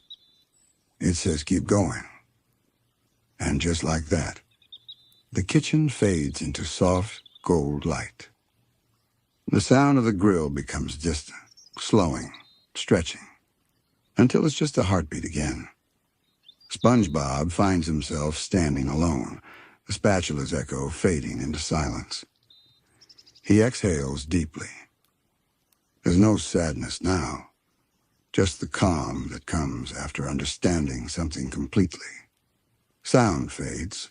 The rhythmic hiss of bubbles replaces the grill's sound. Soft, distant lullaby tones begin again, almost like Grandma's voice humming from memory. The coral door appears once more, its edges faint this time, as if it's asking softly, "Are you ready to move on?" SpongeBob looks around the fading kitchen, at the counter, the grill, the warm air that still smells of the past, and nods gently. "I'll never forget," he says. He steps through the door, and the light folds around him like a wave returning home. When SpongeBob steps through the coral door this time, there's no floor beneath his feet. He doesn't fall, he floats. The world around him has dissolved into light. Soft swirls of color drift through the water, pale pinks, golds, and hints of lavender. It feels like he's inside the very essence of memory before form, before place, before anything had a name. He looks around, expecting to see another room, another moment, but there's only this quiet, endless sea of light. It doesn't feel empty. It feels gentle, like being held. He lets himself drift, arms open slightly, his body turning slowly with the current. The hum around him deepens into a tone that vibrates through his chest. He recognizes it. It's the same hum he felt from the Jellyfish fields, from the Krusty Krab's kitchen, even from his childhood laughter. It's the sound of his own heart. Not the physical one, but something deeper. The heartbeat of a life that has always been full, even in quiet. Then from the haze of light, faint shapes begin to form. Not sharp, not distinct, just outlines, like dreams barely remembered after waking. There's a jellyfish floating in slow motion. There's the Krusty Krab, glowing faintly, its roof wobbly and imperfect. There's his pineapple house, windows shining with warmth, and near it, Patrick's rock, Sandy's tree dome, Gary's tiny shell. They appear and dissolve again, as if breathing in and out of existence. SpongeBob watches quietly. He realizes that these aren't just memories. They're pieces of himself, the fragments that make him who he is. They've always been connected, even when he thought they were separate doors. The hallway was never just a hallway. It was his life, folded into layers of time, each door another chapter. He smiles softly at the thought. It feels right. The jellyfish glides closer to him, its tendrils glowing gently. It circles him once like a guardian spirit, and then dissolves into bubbles. One bubble floats up in front of him, shimmering with soft blue light. Inside it, he sees something that makes him gasp. It's him, a much younger version, sitting on the sand with Patrick. They're building a tiny sandcastle, laughing so hard they can barely see straight. The younger SpongeBob wipes his eyes, grinning ear to ear, and says, "Someday we'll build a real one, Pat, a big one, with jellyfish flags and a snack bar." Patrick laughs his slow, deep laugh and replies, "As long as it's got naps, I'm in." The bubble floats upward, then bursts into light. SpongeBob chuckles softly to himself, shaking his head. Some memories never lose their warmth, they only grow softer around the edges. Another bubble drifts by. This time, it shows his first day moving into the pineapple. Boxes everywhere. Gary meowing curiously, and SpongeBob trying to decide where to hang his favorite spatula. He can almost smell the fresh sea air through the dream. He remembers thinking, this is it. This is home. That feeling, that simple, whole-body joy washes through him again. It feels timeless, eternal. One by one, more bubbles float past, each containing tiny glimpses of his life. Jellyfishing with friends. Burning the first batch of patties and laughing anyway. Crying once because he missed home, and Gary curling up next to him. Late-night talks with Sandy about the stars.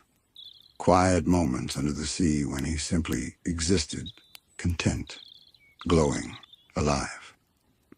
He realizes something profound.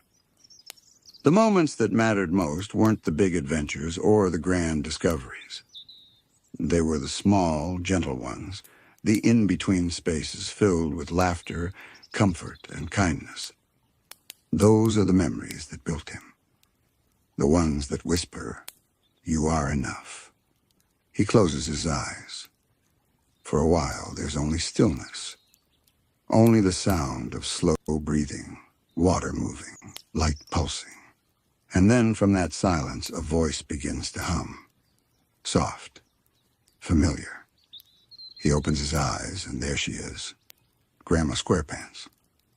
Not entirely real, more like an image made of starlight and memory, but her smile's exactly the same. Warm, endless kind. "SpongeBob." Her voice echoes gently, as if carried through 1,000 dreams. "You've grown so much, dear. Still the same bright soul, but wiser now." He blinks, overcome. "Grandma, I don't understand. Where am I now?" She tilts her head, her voice a breeze through coral leaves. "Where you've always been. Inside your own heart. This hallway of doors you walk through. It's you, my dear. Each one a piece of who you were and who you've become. Her form begins to shimmer softly, fading with the current. He reaches out instinctively, but she only smiles brighter. "Don't be sad," she whispers. "Childhood never leaves, just changes shape." He nods slowly, eyes damp but peaceful. "Thank you," he says quietly, "for everything." The last trace of her light fades into the surrounding glow, and the silence that follows isn't empty. It's full. Completely full. He drifts for what feels like hours or maybe forever. The line between memory and dream dissolves completely now. He's floating in his own story, the whole thing, from beginning to now. The bubbles around him start to rise faster, turning into streams of glowing water. They swirl above him like ribbons of light, forming once again the endless hallway. But this time, the doors are open.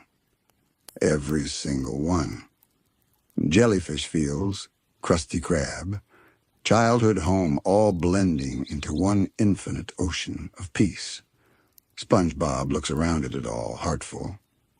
He whispers softly, "I think I understand now. It was never about finding where I belong. I've always been there." The walls of light breathe once expanding outward and then dissolve completely. He's left in total calm, weightless, peaceful. He closes his eyes, and the ocean whispers back, a lullaby sung by every memory he's ever loved. You were home all along. When SpongeBob opens his eyes again, the ocean is still. The last traces of light from the coral hallway have faded, replaced by a dim, silvery glow that seems to come from nowhere and everywhere at once. It's quiet, not empty, but perfectly still. Even the bubbles have stopped moving. He floats there for a moment, unsure whether he's awake or still drifting through the dream. Then he sees it. A new door standing alone in the middle of the silence. Unlike the others, it isn't made of coral or wood or light. It's made of glass, a perfect mirror. It reflects the soft blue of the water, the faint shimmer of SpongeBob's outline and nothing else. No light leaks through the edges. No sound escapes it. The mirror door just waits. SpongeBob drifts closer, curiosity tugging at him like a gentle current. He doesn't feel afraid, only aware. There's something different about this one, something personal, like the ocean itself is asking him to pause. He stops a few feet away, staring at his reflection. The surface ripples faintly, as if breathing with him. For the first time in all his dream journey, he truly sees himself. The round eyes, the familiar square body, the small smile that always tries to find the good in everything, all reflected perfectly, but with something else behind it. Something deeper. He leans closer. The water around him vibrates softly, like a cord being plucked. The reflection ripples again, and then it changes. The SpongeBob in the mirror blinks on his own, moves on his own, and then he speaks. "Hello?" The voice sounds the same, but softer, quieter, like it's being spoken inside his own head. SpongeBob's mouth opens, but no words come out. The reflection tilts its head slightly, smiling with calm understanding. "It's okay," it says. "You've been walking through so many memories. It's time to stop walking for a bit." The real SpongeBob swallows or tries to. He feels the dream pulse faintly around him, like the world is listening. "Stop walking," he finally says. His voice sounds small in the stillness. "Yeah," the reflection answers. "Stop and look." SpongeBob blinks. "At what?" The reflection's eyes soften. "At you." There's no judgment in the voice. Just a strange, infinite kindness.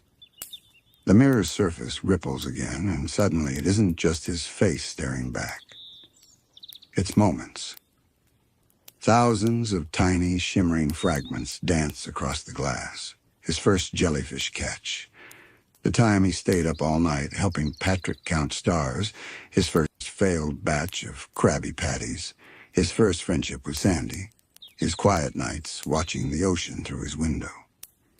Each scene appears for just a heartbeat, as if the mirror is showing him everything he's ever done, not to test him, but to remind him. He feels warmth spread through his chest. The mirror hums softly, in rhythm with his pulse. "These are you," says the reflection. "Every laugh, every mistake, every act of kindness. All of it is part of what you carry." SpongeBob stares, caught between wonder and disbelief. He watches the scene shimmer and fade, each one leaving a trail of light behind. He feels lighter somehow, as though each memory was releasing something, some quiet tension he didn't even know he'd been holding. Then, just as the calm begins to settle in, the reflection's expression changes. Softer still, more serious. "There's something else," it whispers. SpongeBob tilts his head. "Something else?" The mirror glows faintly. And then, from behind the reflection, a faint silhouette begins to appear. It's SpongeBob again, but not as he knows himself now. Not cheerful, not smiling. This version stands still, eyes closed, hands folded in front of him. He looks tired. Not sad, just worn. The reflection's voice drops to a whisper. "This is also you." SpongeBob's chest tightens. "But I don't remember feeling like that." The voice replies, "That's because you tried not to. You kept smiling instead." He stares at the image, the tired version of himself surrounded by faint gray light. He realizes that this must be the part of him that stays quiet when things hurt. The part that keeps going when he doesn't want anyone to worry. The part that never gets seen. He drifts closer, eyes glistening in the soft light. He whispers, barely audible, "I didn't know I looked like that inside." The reflection nods. Most people don't. But even this, even the tiredness, the quiet sadness, it's still part of you. And it deserves to rest too. SpongeBob reaches out instinctively. His fingertips brush the mirror's surface, and the world trembles faintly. The reflection of the tired SpongeBob opens its eyes. They're the same shade of blue, but deeper, calmer. And when he speaks, it's almost like an echo from inside SpongeBob's heart. "You've always been trying to make others happy. But when was the last time you let the ocean make you happy?" SpongeBob doesn't answer. He just floats there, quiet, the question sinking deep inside him, like a pearl dropping through water. SpongeBob hovers before the mirror, watching the ripples spread from where his fingers touched it. The tired version of himself still stands on the other side, motionless, serene, eyes watching him with understanding instead of sadness. "I never wanted anyone to see that side of me," SpongeBob whispers. His voice sounds smaller in the silence, almost childlike. "I thought, if I just stayed happy, everything would stay okay." The reflection's expression softens. "You did keep things okay," it replies gently. "You gave others light, but light needs shadow to stay alive." The water shimmers faintly at that word shadow, as if the ocean itself breathes out in agreement. Then the mirror begins to shift again.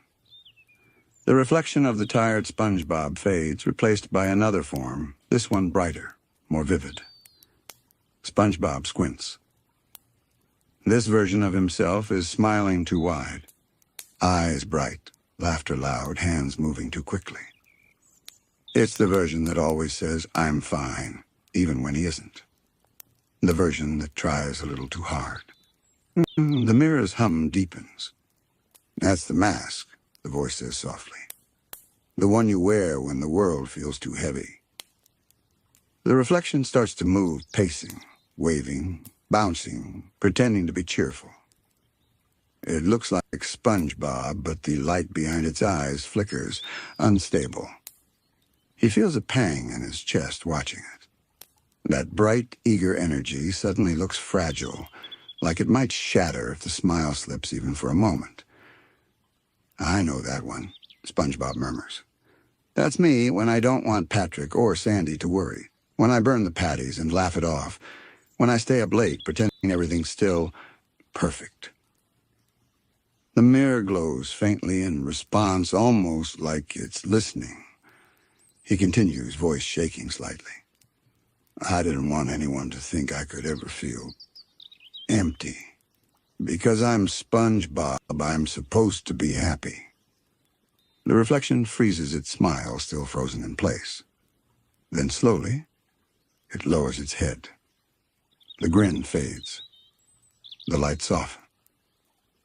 You don't have to be happy all the time, the reflection says, and this time, it sounds like a whisper from inside his own heart. You only have to be honest. The words ripple through the water. They don't sting, they soothe. They settle deep inside him, like a warm blanket over something long cold. SpongeBob's eyes glisten. For a long while, he just floats there, watching that version of himself slowly dissolve into bubbles. The bubbles rise in slow motion, each one reflecting tiny, flickering images of him laughing, crying, resting. All of it real. All of it human, or whatever the ocean's version of that word might be. The mirror clears again.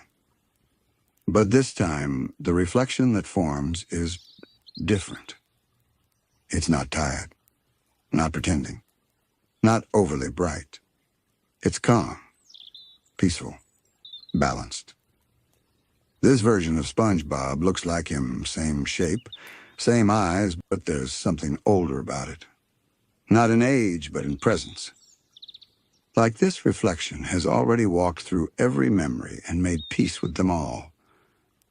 The real SpongeBob stares in silence. He can't look away. The reflection meets his gaze, steady, kind, patient. Who are you? SpongeBob asks softly. The reflection smiles faintly. I'm who you become when you stop running from yourself. The words echo through the water, shimmering like a current of light. SpongeBob feels something shift inside him, a deep, slow warmth blooming in his chest. It's not joy, exactly. It's something gentler acceptance. He floats closer. The mirror no longer feels cold. It feels alive. His reflection continues speaking, voice soft as sand slipping through fingers. You've spent your whole life trying to be enough for others, for your friends, for your work, for your dreams. But you were enough long before you tried. SpongeBob breathes slowly, the truth of it sinking in like sunlight through deep water. He doesn't feel like crying or smiling, he just feels still. Completely still. The reflection reaches out a hand, a mirror image of his own. Their fingertips almost touch through the glass. The surface hums louder, resonating through the ocean around them. A swirl of light gathers at the edges of the mirror, forming soft waves that pulse outward like ripples of calm energy. Every version of you, the reflection whispers. The tired one, the laughing one, the hopeful one, they all belong to you. You don't have to choose between them. You only have to love them. The words hit like a quiet sunrise. SpongeBob closes his eyes. He breathes in deeply, not air, but light, warmth, memory. Each breath fills him with a sense of connection, as though all those reflections have been waiting for this moment to merge. When he opens his eyes again, the mirror is glowing not silver anymore, but gold, and his reflection is no longer separate. It moves with him. No delay, no echo. Just one SpongeBob hole, calm, awake. The golden glow grows warmer. SpongeBob takes one small step forward, and the mirror doesn't resist. It softens like liquid light, letting him sink through it slowly. It feels like walking into a dream he forgot he had. The surface wraps around him, smooth and weightless, filling his ears with a gentle echo, like someone whispering lullabies through the water. Then silence. He opens his eyes. He's floating in an endless space of soft reflection. Not dark, not bright, an infinite, glowing calm.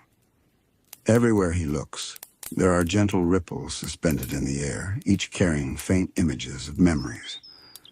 In one ripple, he sees himself and Patrick laughing under jellyfish fields. In another, Sandy tinkering with one of her inventions while he watches in awe.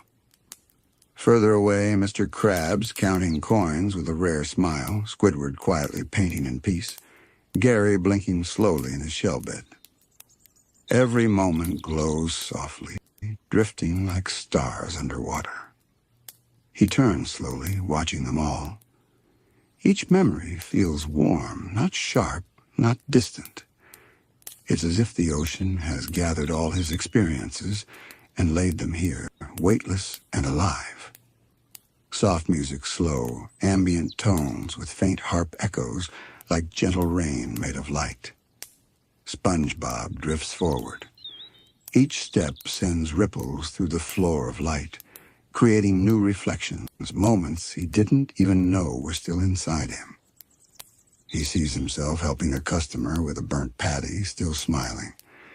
He sees the quiet nights he spent sitting at his window just listening to the sea breathe. He even sees the mornings when he didn't want to get up, when his heart felt heavy and he didn't know why. And every version of him happy, sad, confused, tired, all look at him now with kindness. They don't judge. They simply exist, shimmering gently in the mirror water. "I didn't realize I'd been carrying all of this," SpongeBob whispers. His voice doesn't echo, it melts into the light, as if the place itself is listening. The water responds with a faint pulse, whoomp, whoomp, like the ocean's slow heartbeat. He kneels down, placing his hand on the glowing surface beneath him. Instead of a reflection, he feels something alive, a pulse that matches his own. The ocean and him, one rhythm, one breath. Then from the horizon, if there is one, a soft shape begins to form. A doorway made of ripples framed in gold light. It sways gently, as though inviting him closer. Our SpongeBob drifts toward it. He can't feel the floor anymore. He's gliding, carried by unseen waves. Inside the doorway, the light flickers like candle flame. And in that glow, he sees another reflection. But this time, it's not him. It's the ocean itself, shaped vaguely like a face, vast and calm, filled with galaxies of tiny, glowing creatures. The voice that comes isn't loud. It's deep, resonant, and gentle, the kind that hums more in the heart than in the ears. "You've seen what's within," it says. Now you must remember what it means to see without. SpongeBob tilts his head, eyes wide. "I don't understand," he says softly. The voice hums again, amused and kind. "To look within is to remember who you are. To look without is to remember that everything is you."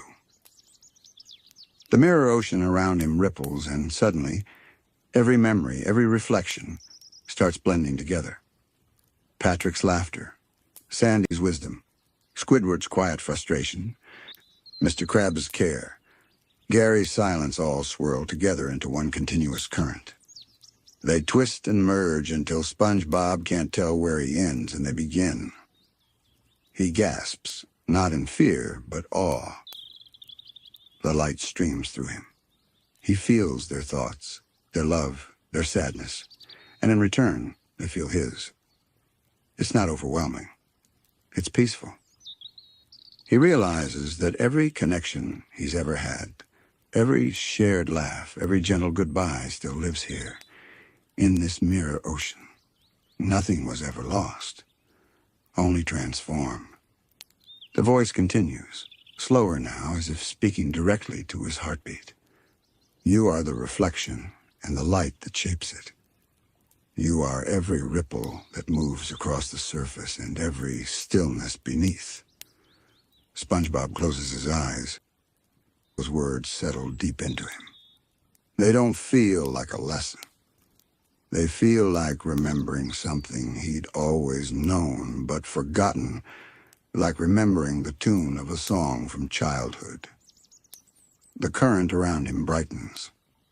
The golden doorway begins to open wider, not into darkness, but into clarity. Through it, SpongeBob can see glimpses of the waking world, his pineapple home, the ocean floor, the soft glow of his nightlight beside the bed. It feels far away, yet close enough to touch. The voice speaks one last time. Go back, little sponge of light. Carry the calm with you. The mirror is not behind you now. It lives in your heart. The current begins to pull gently, guiding him back toward the surface of gold. The memories, the ripples, the light, all begin folding inward, returning to rest. Sound fades into a slow upward swell on synth tone, echo of water rising, gentle chime. He drifts toward the doorway, slow, peaceful, almost weightless. And as he crosses the threshold, the mirror closes behind him, sealing not like glass, but like a dream finishing its final note. When SpongeBob opens his eyes again, he's back in his room. The mirror stands quietly before him, still glowing faintly. Only now his reflection smiles not with effort, but with peace. The room is quiet. Only the slow rhythm of the ocean can be heard, the faint sway of currents outside the pineapple walls. SpongeBob stands before the mirror, still bathed in its soft glow. The reflection gazes back, not strange, not mysterious anymore. It's simply him. Tired eyes, small smile, and that quiet feeling deep inside. The feeling that something important has shifted. He doesn't say anything at first. He just breathes deep, slow, as though the air itself has become lighter. It feels different now, softer, more alive. The kind of quiet that isn't empty but full. Gary stirs from his cushion near the foot of the bed, his shell faintly shining in the dim light. He looks up at SpongeBob, blinking sleepily. Soft mew sound. SpongeBob turns, smiling gently. Oh, hey, Gare Bear. His voice is calm, low, as if he's still halfway between dream and waking.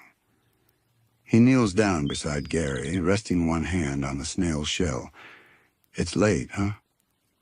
Gary meows again, a longer, softer sound, like a question. SpongeBob looks toward the mirror. I saw something, Gary. I saw everything. He laughs lightly, not the loud, bubbly laugh everyone knows, but a small, knowing one. The hallway, the doors, all those memories, they were trying to tell me something. He sits down cross-legged on the floor, facing the mirror. Gary curls up beside him, eyes blinking slowly in the golden glow. I thought I was walking through my memories, SpongeBob continues. But maybe they were walking through me. He touches the surface of the mirror once more. This time it's cool and still just glass. No ripples, no light. But when he looks deeper, he swears he can still see the faint shimmer of that other ocean, the one made of reflection and calm. Soft piano notes drift in gentle, echoing like drops of water. I used to think memories were things that happened back then, he whispers. But they're still happening, aren't they? Every time I remember, every time I feel them again, they breathe. He glances at Gary. The snail has already begun to drift back towards sleep, slow breaths sinking with the gentle hum of the room. SpongeBob's gaze softens. He looks back at his reflection. Now the mirror doesn't feel like a thing he's supposed to look into. It feels like something that's looking with him. He sees the room behind him, the soft folds of his blanket, the small lantern still flickering on his nightstand, the faint silhouettes of bubbles drifting near the ceiling. Ordinary things. But somehow each one seems filled with meaning now. His voice lowers to a whisper. Maybe every reflection, every shadow, every light is just the ocean reminding us it's still here. That we're still here. Music softens further, just the faint hum of strings and waves. He leans his forehead against the mirror for a moment. A quiet thank you passes through his thoughts, not just to the mirror, but to the sea, the memories, the friends, the light that keeps returning. Then he stands. His movements are slow, peaceful. He walks to his bed, pulling the blanket over himself. The sheets are cool, soft against his sponge skin. Gary shifts beside him, curling into a small spiral of comfort. SpongeBob looks at the ceiling, the faint reflection of the mirror's last glow rippling across it like golden water. He smiles softly. His eyes feel heavy now, but not from exhaustion, from contentment. He speaks one last thought, half to himself and half to the quiet. When I wake up, I'll open new doors. Not ones made of memories, but ones made of mornings. The glow from the mirror dims slowly, fading into a gentle, silvery light. The ocean outside hums its eternal lullaby, waves folding into each other, the sound of infinite calm. SpongeBob's eyes close. His breathing evens out. Each breath becomes slower, deeper, lighter, until it feels like the sea is breathing through him. Music fades into a single, lingering tone like the echo of a shell pressed to your ear, and then silence. Not the silence of emptiness, but the silence of completion, of peace found, of reflection accepted. The mirror stands still in the moonlit room, faintly glimmering. If one were to look close enough, they might see it pulse once a tiny heartbeat of gold before melting fully into quiet darkness. Outside, bubbles drift past the window. They rise, shimmer, and disappear into the blue beyond. And somewhere deep under the calm of the sea, the reflection smiles. The quiet after the mirror fades into something else, not sleep, not waking. Just the feeling of being carried. SpongeBob drifts. He isn't sure if he's floating through a dream or through time itself. Everything feels light, like the whole ocean has turned into air. When he finally opens his eyes, he's standing again. The hallway is back. Only now it's changed. It isn't made of coral and doors anymore.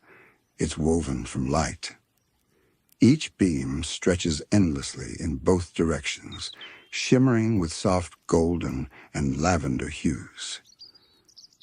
The doors are still there, but they seem different, less solid, more like shapes made from memory and feeling. They glow faintly, like the horizon of a dream. SpongeBob looks around. He feels no fear this time. Just calm curiosity, that gentle hum inside him, guiding him forward. His footsteps don't echo now. Instead, they leave ripples, faint rings of gold that spread outward, touching each door for a moment before fading. He walks slowly, almost weightless. Every breath feels synchronized with the rhythm of the ocean itself. He passes the doors he's already seen. The jellyfish fields shimmer softly in one glowing pink and blue lights dancing in silence. The Krusty Krab door hums faintly, the sound of distant laughter and sizzling patties echoing in rhythm with the waves. The childhood door glows warmer, a young SpongeBob chasing bubbles that never quite pop. The mirror door, though, has vanished. Only a faint shimmer remains where it used to be, like a sigh turned into light. SpongeBob stops. Before him stands a new door. It's taller than the rest, wider, and somehow it feels alive. It's made entirely of faint, golden mist, its outline constantly shifting, as though it's breathing in rhythm with him. There's no handle, no frame, no clear edge. It just exists. The more he looks at it, the more he feels like he's already stepped through it, and yet he's still standing before it. He tilts his head. "This must be it," he whispers. "The last one." The air around him moves softly, carrying his voice away like a bubble. Soft, melodic hum begins wordless, like a lullaby sung by the sea. He takes a slow step closer. As he approaches, the mist door seems to ripple, reacting to his heartbeat. Each pulse of light feels familiar, as though it's reflecting not his body, but his being. SpongeBob closes his eyes for a moment. His thoughts slow. He feels the warmth of all the doors behind him, the memories, the laughter, the lessons, the reflections. Each one seems to hum quietly, sending threads of light toward him as if encouraging him forward. He breathes deeply. The scent of sea salt fills him sharp, clean, eternal. "I don't know what's behind you," he whispers to the door, his tone filled with awe, not fear. But I think I'm ready to find out." He reaches forward. But as his hand moves closer, the mist bends away gently, like a wave receding from the shore. It doesn't push him back, it invites him in. The golden mist curls around his arm, his shoulder, his chest warm, glowing, soft. Then a voice faint, and yet it seems to come from everywhere at once. A little sponge of the sea. SpongeBob pauses, eyes wide. The voice sounds familiar, like the ocean, like the mirror, like every door whispering together. "Yes," he breathes. "You have walked through memories, dreams, and mirrors," the voice says, calm and slow. "But this door is not a memory. It is what remains when memory ends." SpongeBob blinks. His voice trembles softly. "What remains?" The mist glows brighter. Stillness, understanding, the space between beginnings and endings. He feels something stir within his chest, not fear, but recognition, as if this truth isn't new, just long forgotten. He nods slightly. "I think I know that feeling," he says quietly. "It's the part of me that listens, even when I'm not speaking." The voice hums gently, like a breeze brushing coral. "Yes," it replies.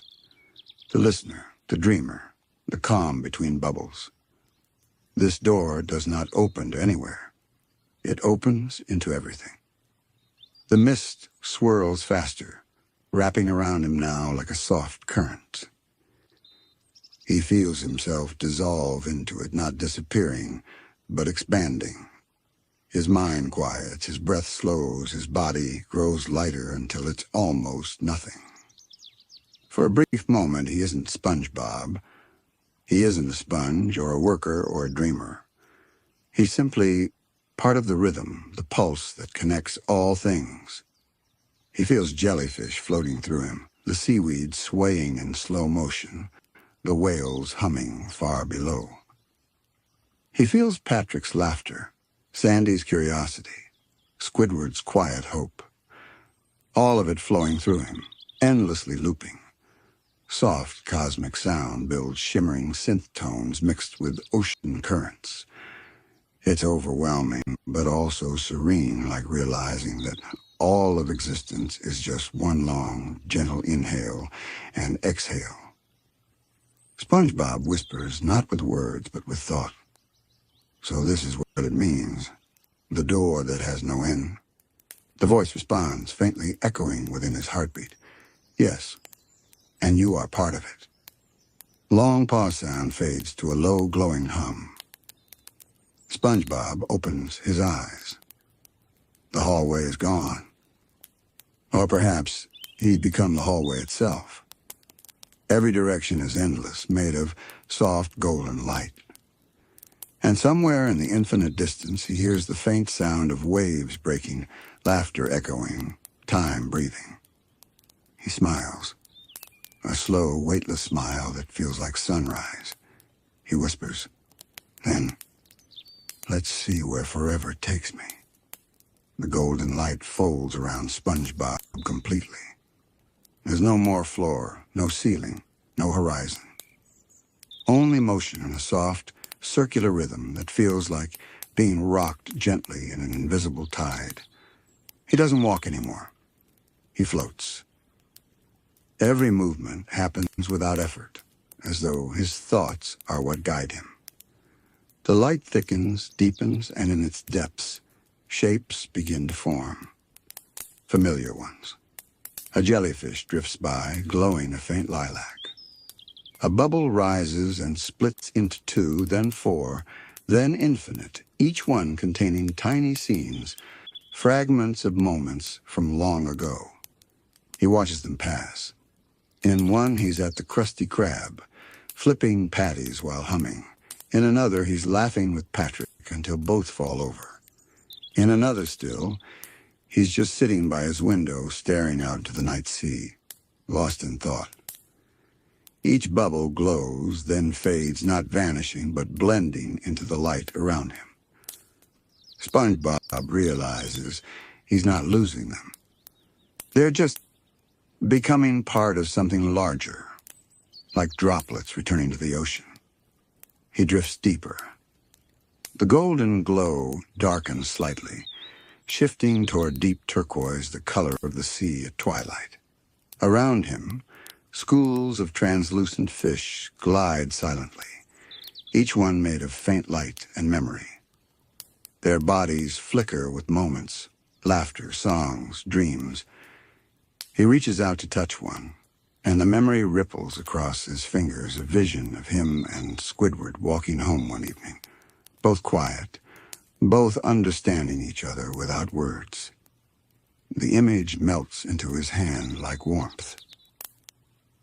And suddenly, SpongeBob feels that moment again, not as something he remembers, but as something he's living right now here. The realization settles gently in his mind. Maybe there is no then or now. Maybe everything, every smile, every tear, every dream happens all at once, woven together by the sea itself. Soft sound cue the echo of a seashell tone, slowly circling. He looks ahead. The golden mist parts. Before him lies a vast ocean that stretches beyond sight, but this ocean doesn't move with waves. It breathes. The surface rises and falls, glowing softly, as though the sea itself is asleep. SpongeBob drifts closer until he's floating just above it. He peers down. Beneath the glowing surface, he sees entire worlds reflected his world, and countless others. There's the Krusty Krab, bathed in morning light. Jellyfish fields, endless and quiet. Sandy's tree dome, Squidward's house, Patrick's rock. He even sees himself, many versions of himself, some younger, some older, some dreaming, some awake. They all exist within the sea's reflection, shimmering softly like scattered stars. He whispers to himself, So this is it. This is what's behind the last door. A soft voice responds, not distant this time, but within him. The last door opens when there are no more walls. You are not walking toward it, SpongeBob. You are it. He blinks, letting those words ripple through him. For a moment, he doesn't fully understand. But then, he does. Every door, every hallway, every reflection, they weren't leading somewhere outside him. They were leading him back to the place where he's always been. The quiet center of the sea. The heart of all dreaming. Music shifts slow, vast synth waves like an endless horizon of sound. SpongeBob drifts down until his feet touch the surface of the breathing sea.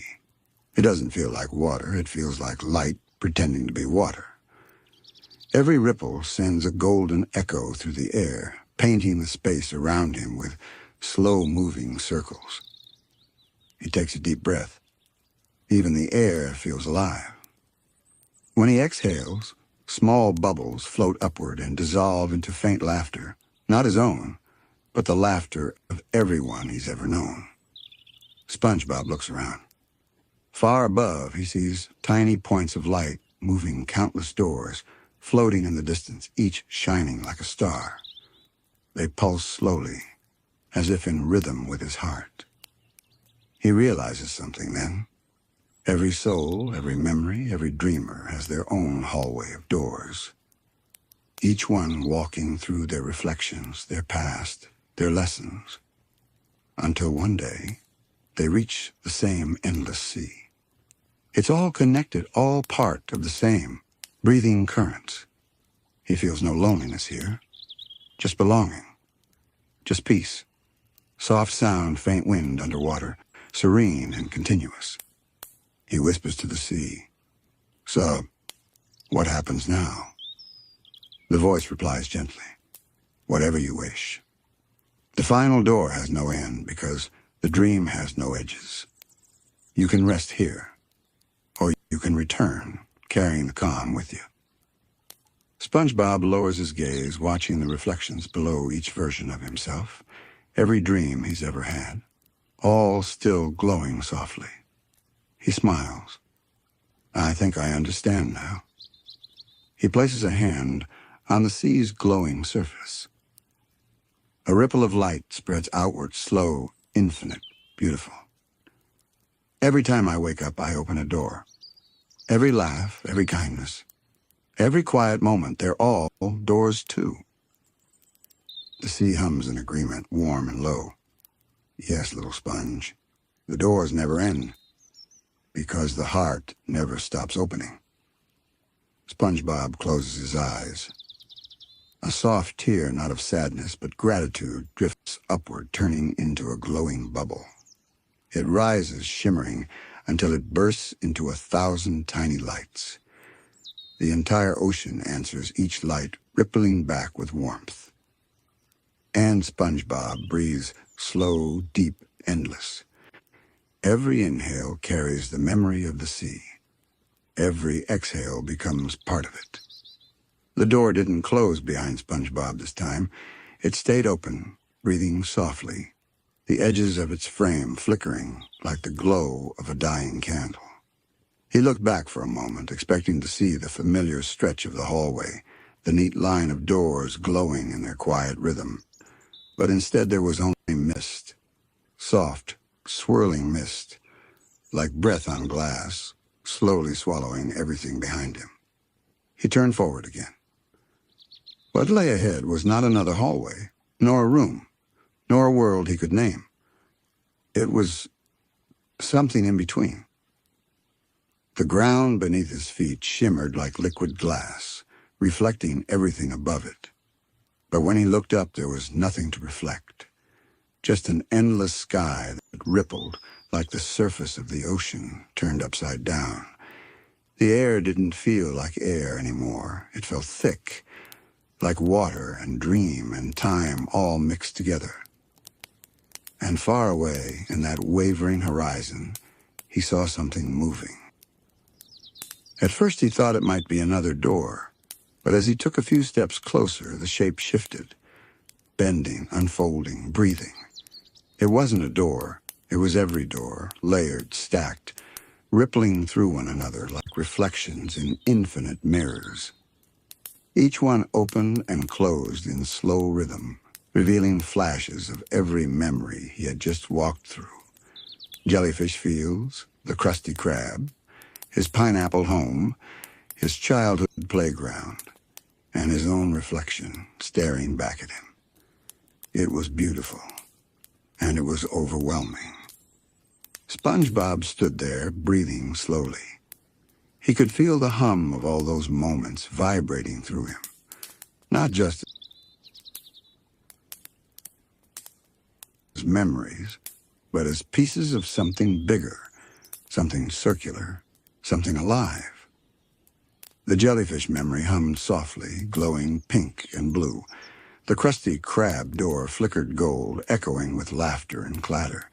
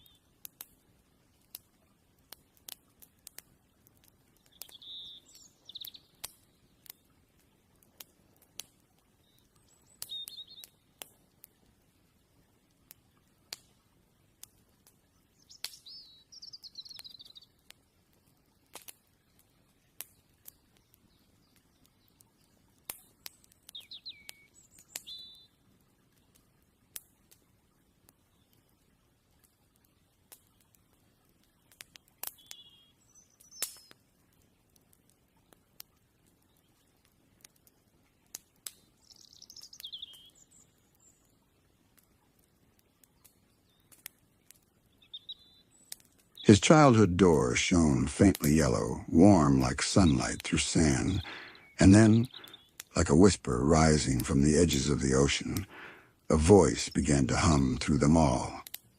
Not a single voice, many. His own, Patrick's, Sandy's, Squidward's.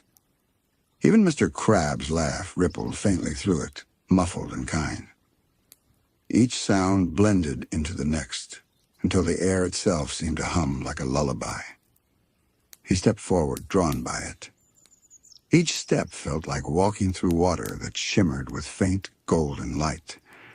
His reflection followed beneath him, and in its eyes he could see the faces of everyone he'd ever met. Friends, neighbors, jellyfish, even the tiny bubble he once blew that floated away to who knows where. He smiled softly. "So this is it," he whispered. "The end of the hallway." The air around him seemed to pulse, once gently, as if it was answering him. But there was something different about this space. It wasn't asking him to remember anymore. It was showing him that remembering wasn't the goal. It was feeling that mattered. The memories weren't doors to walk through. They were notes in one long, soft melody that never stopped playing. The melody of his life. The melody of everything. He began to walk again, but this time the world beneath him moved too. The floor rippled outward like waves spreading through calm water, carrying images and moments that shimmered beneath his feet. He saw himself jellyfishing for the first time. He saw Squidward secretly smiling when SpongeBob shared lunch with him. He saw the time he helped Plankton up after a spill, and the time he accidentally burnt a batch of Krabby Patties, but made everyone laugh instead. Each moment passed like a dream, soft and weightless, and yet full of meaning. He reached out to touch one of the memories as it floated by, his childhood door glowing faintly in the light, and the image melted into his hand like warmth. It didn't vanish. It became part of him again, as if it had always been waiting to return. SpongeBob looked up, eyes wide and soft. "It's not ending, is it?" he said after himself. And the hum answered, low and kind. "No, it never ends." The words weren't words at all, just a feeling, a vibration that echoed in his chest. He stood there, letting it sink into him. The space stretched out forever, but it didn't feel empty. It felt full, alive with color and quiet motion. He could feel everything breathing together. The jellyfish fields, the sea breeze, the Krusty Krab, his home, his friends, the laughter, the silence, the stillness. All of it was one.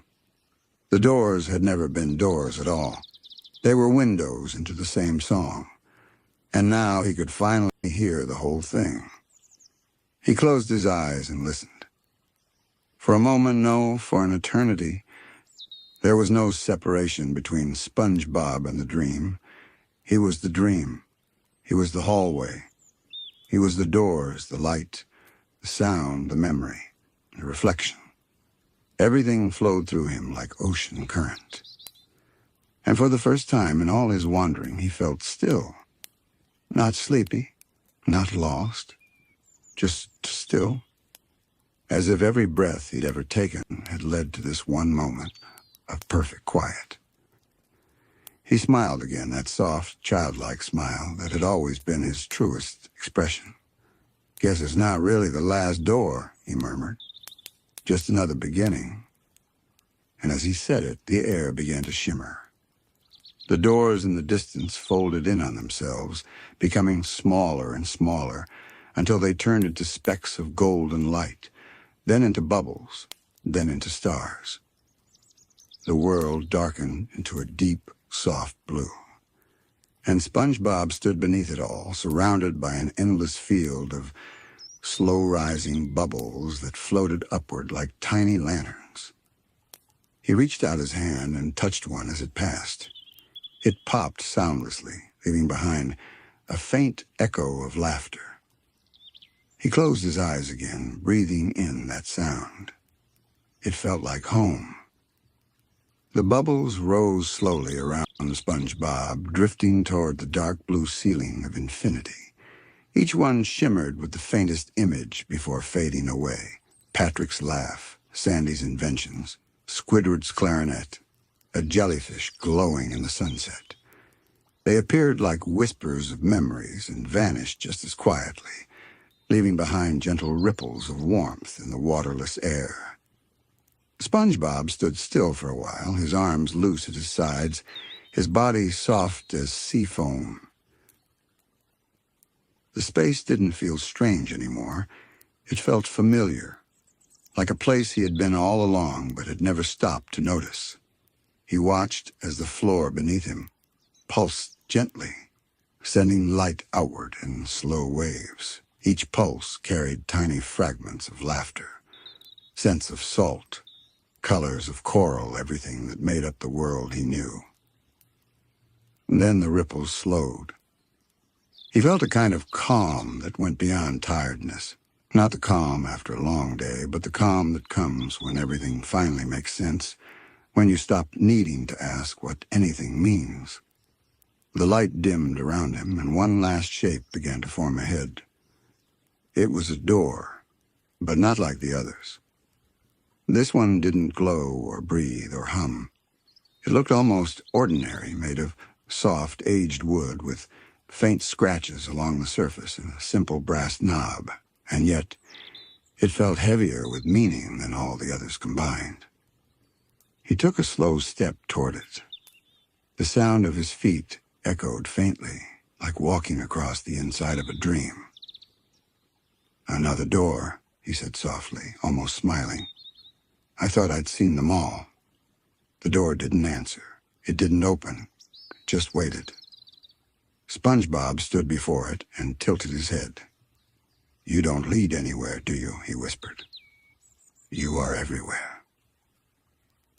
The brass knob shimmered once, like it was agreeing with him. He reached out, hesitated, then placed his hand on it.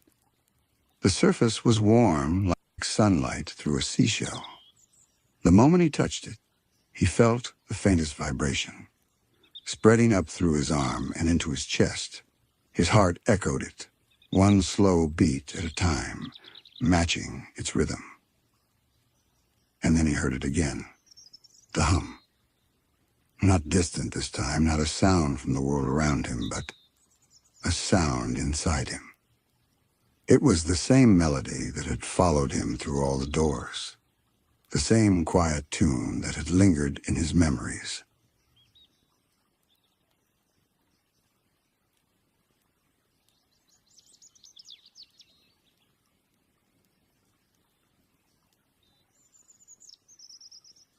But now he realized something. It wasn't the world singing to him. It was him singing to the world.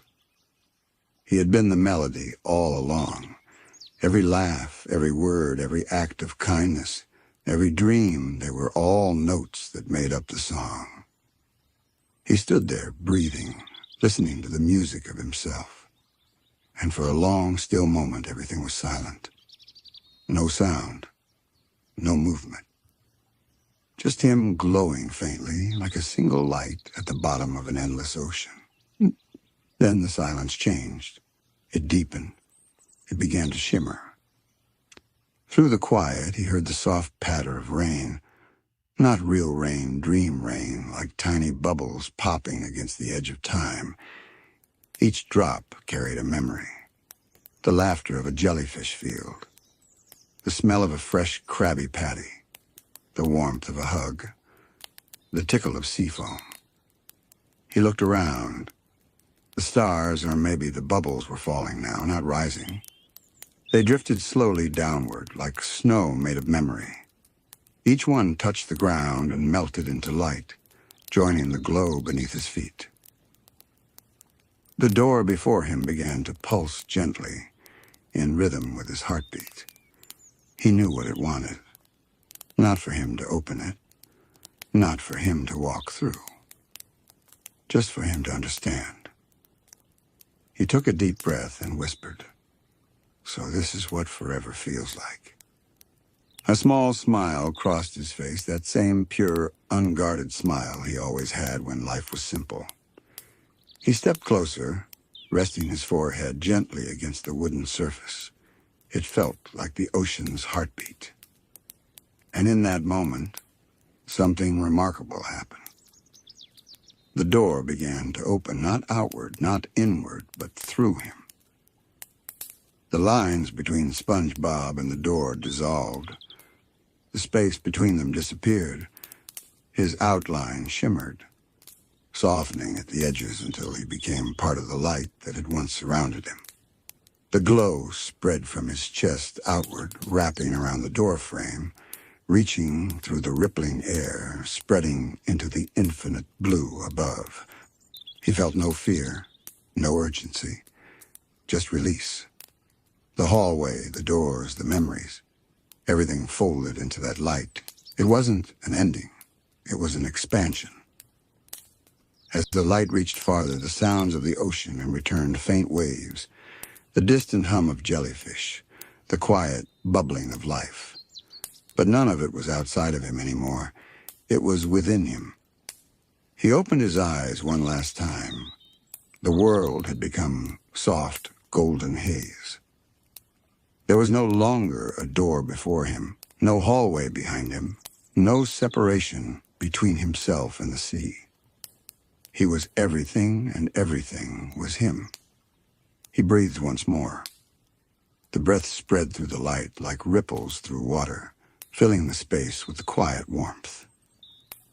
And then the scene began to slow.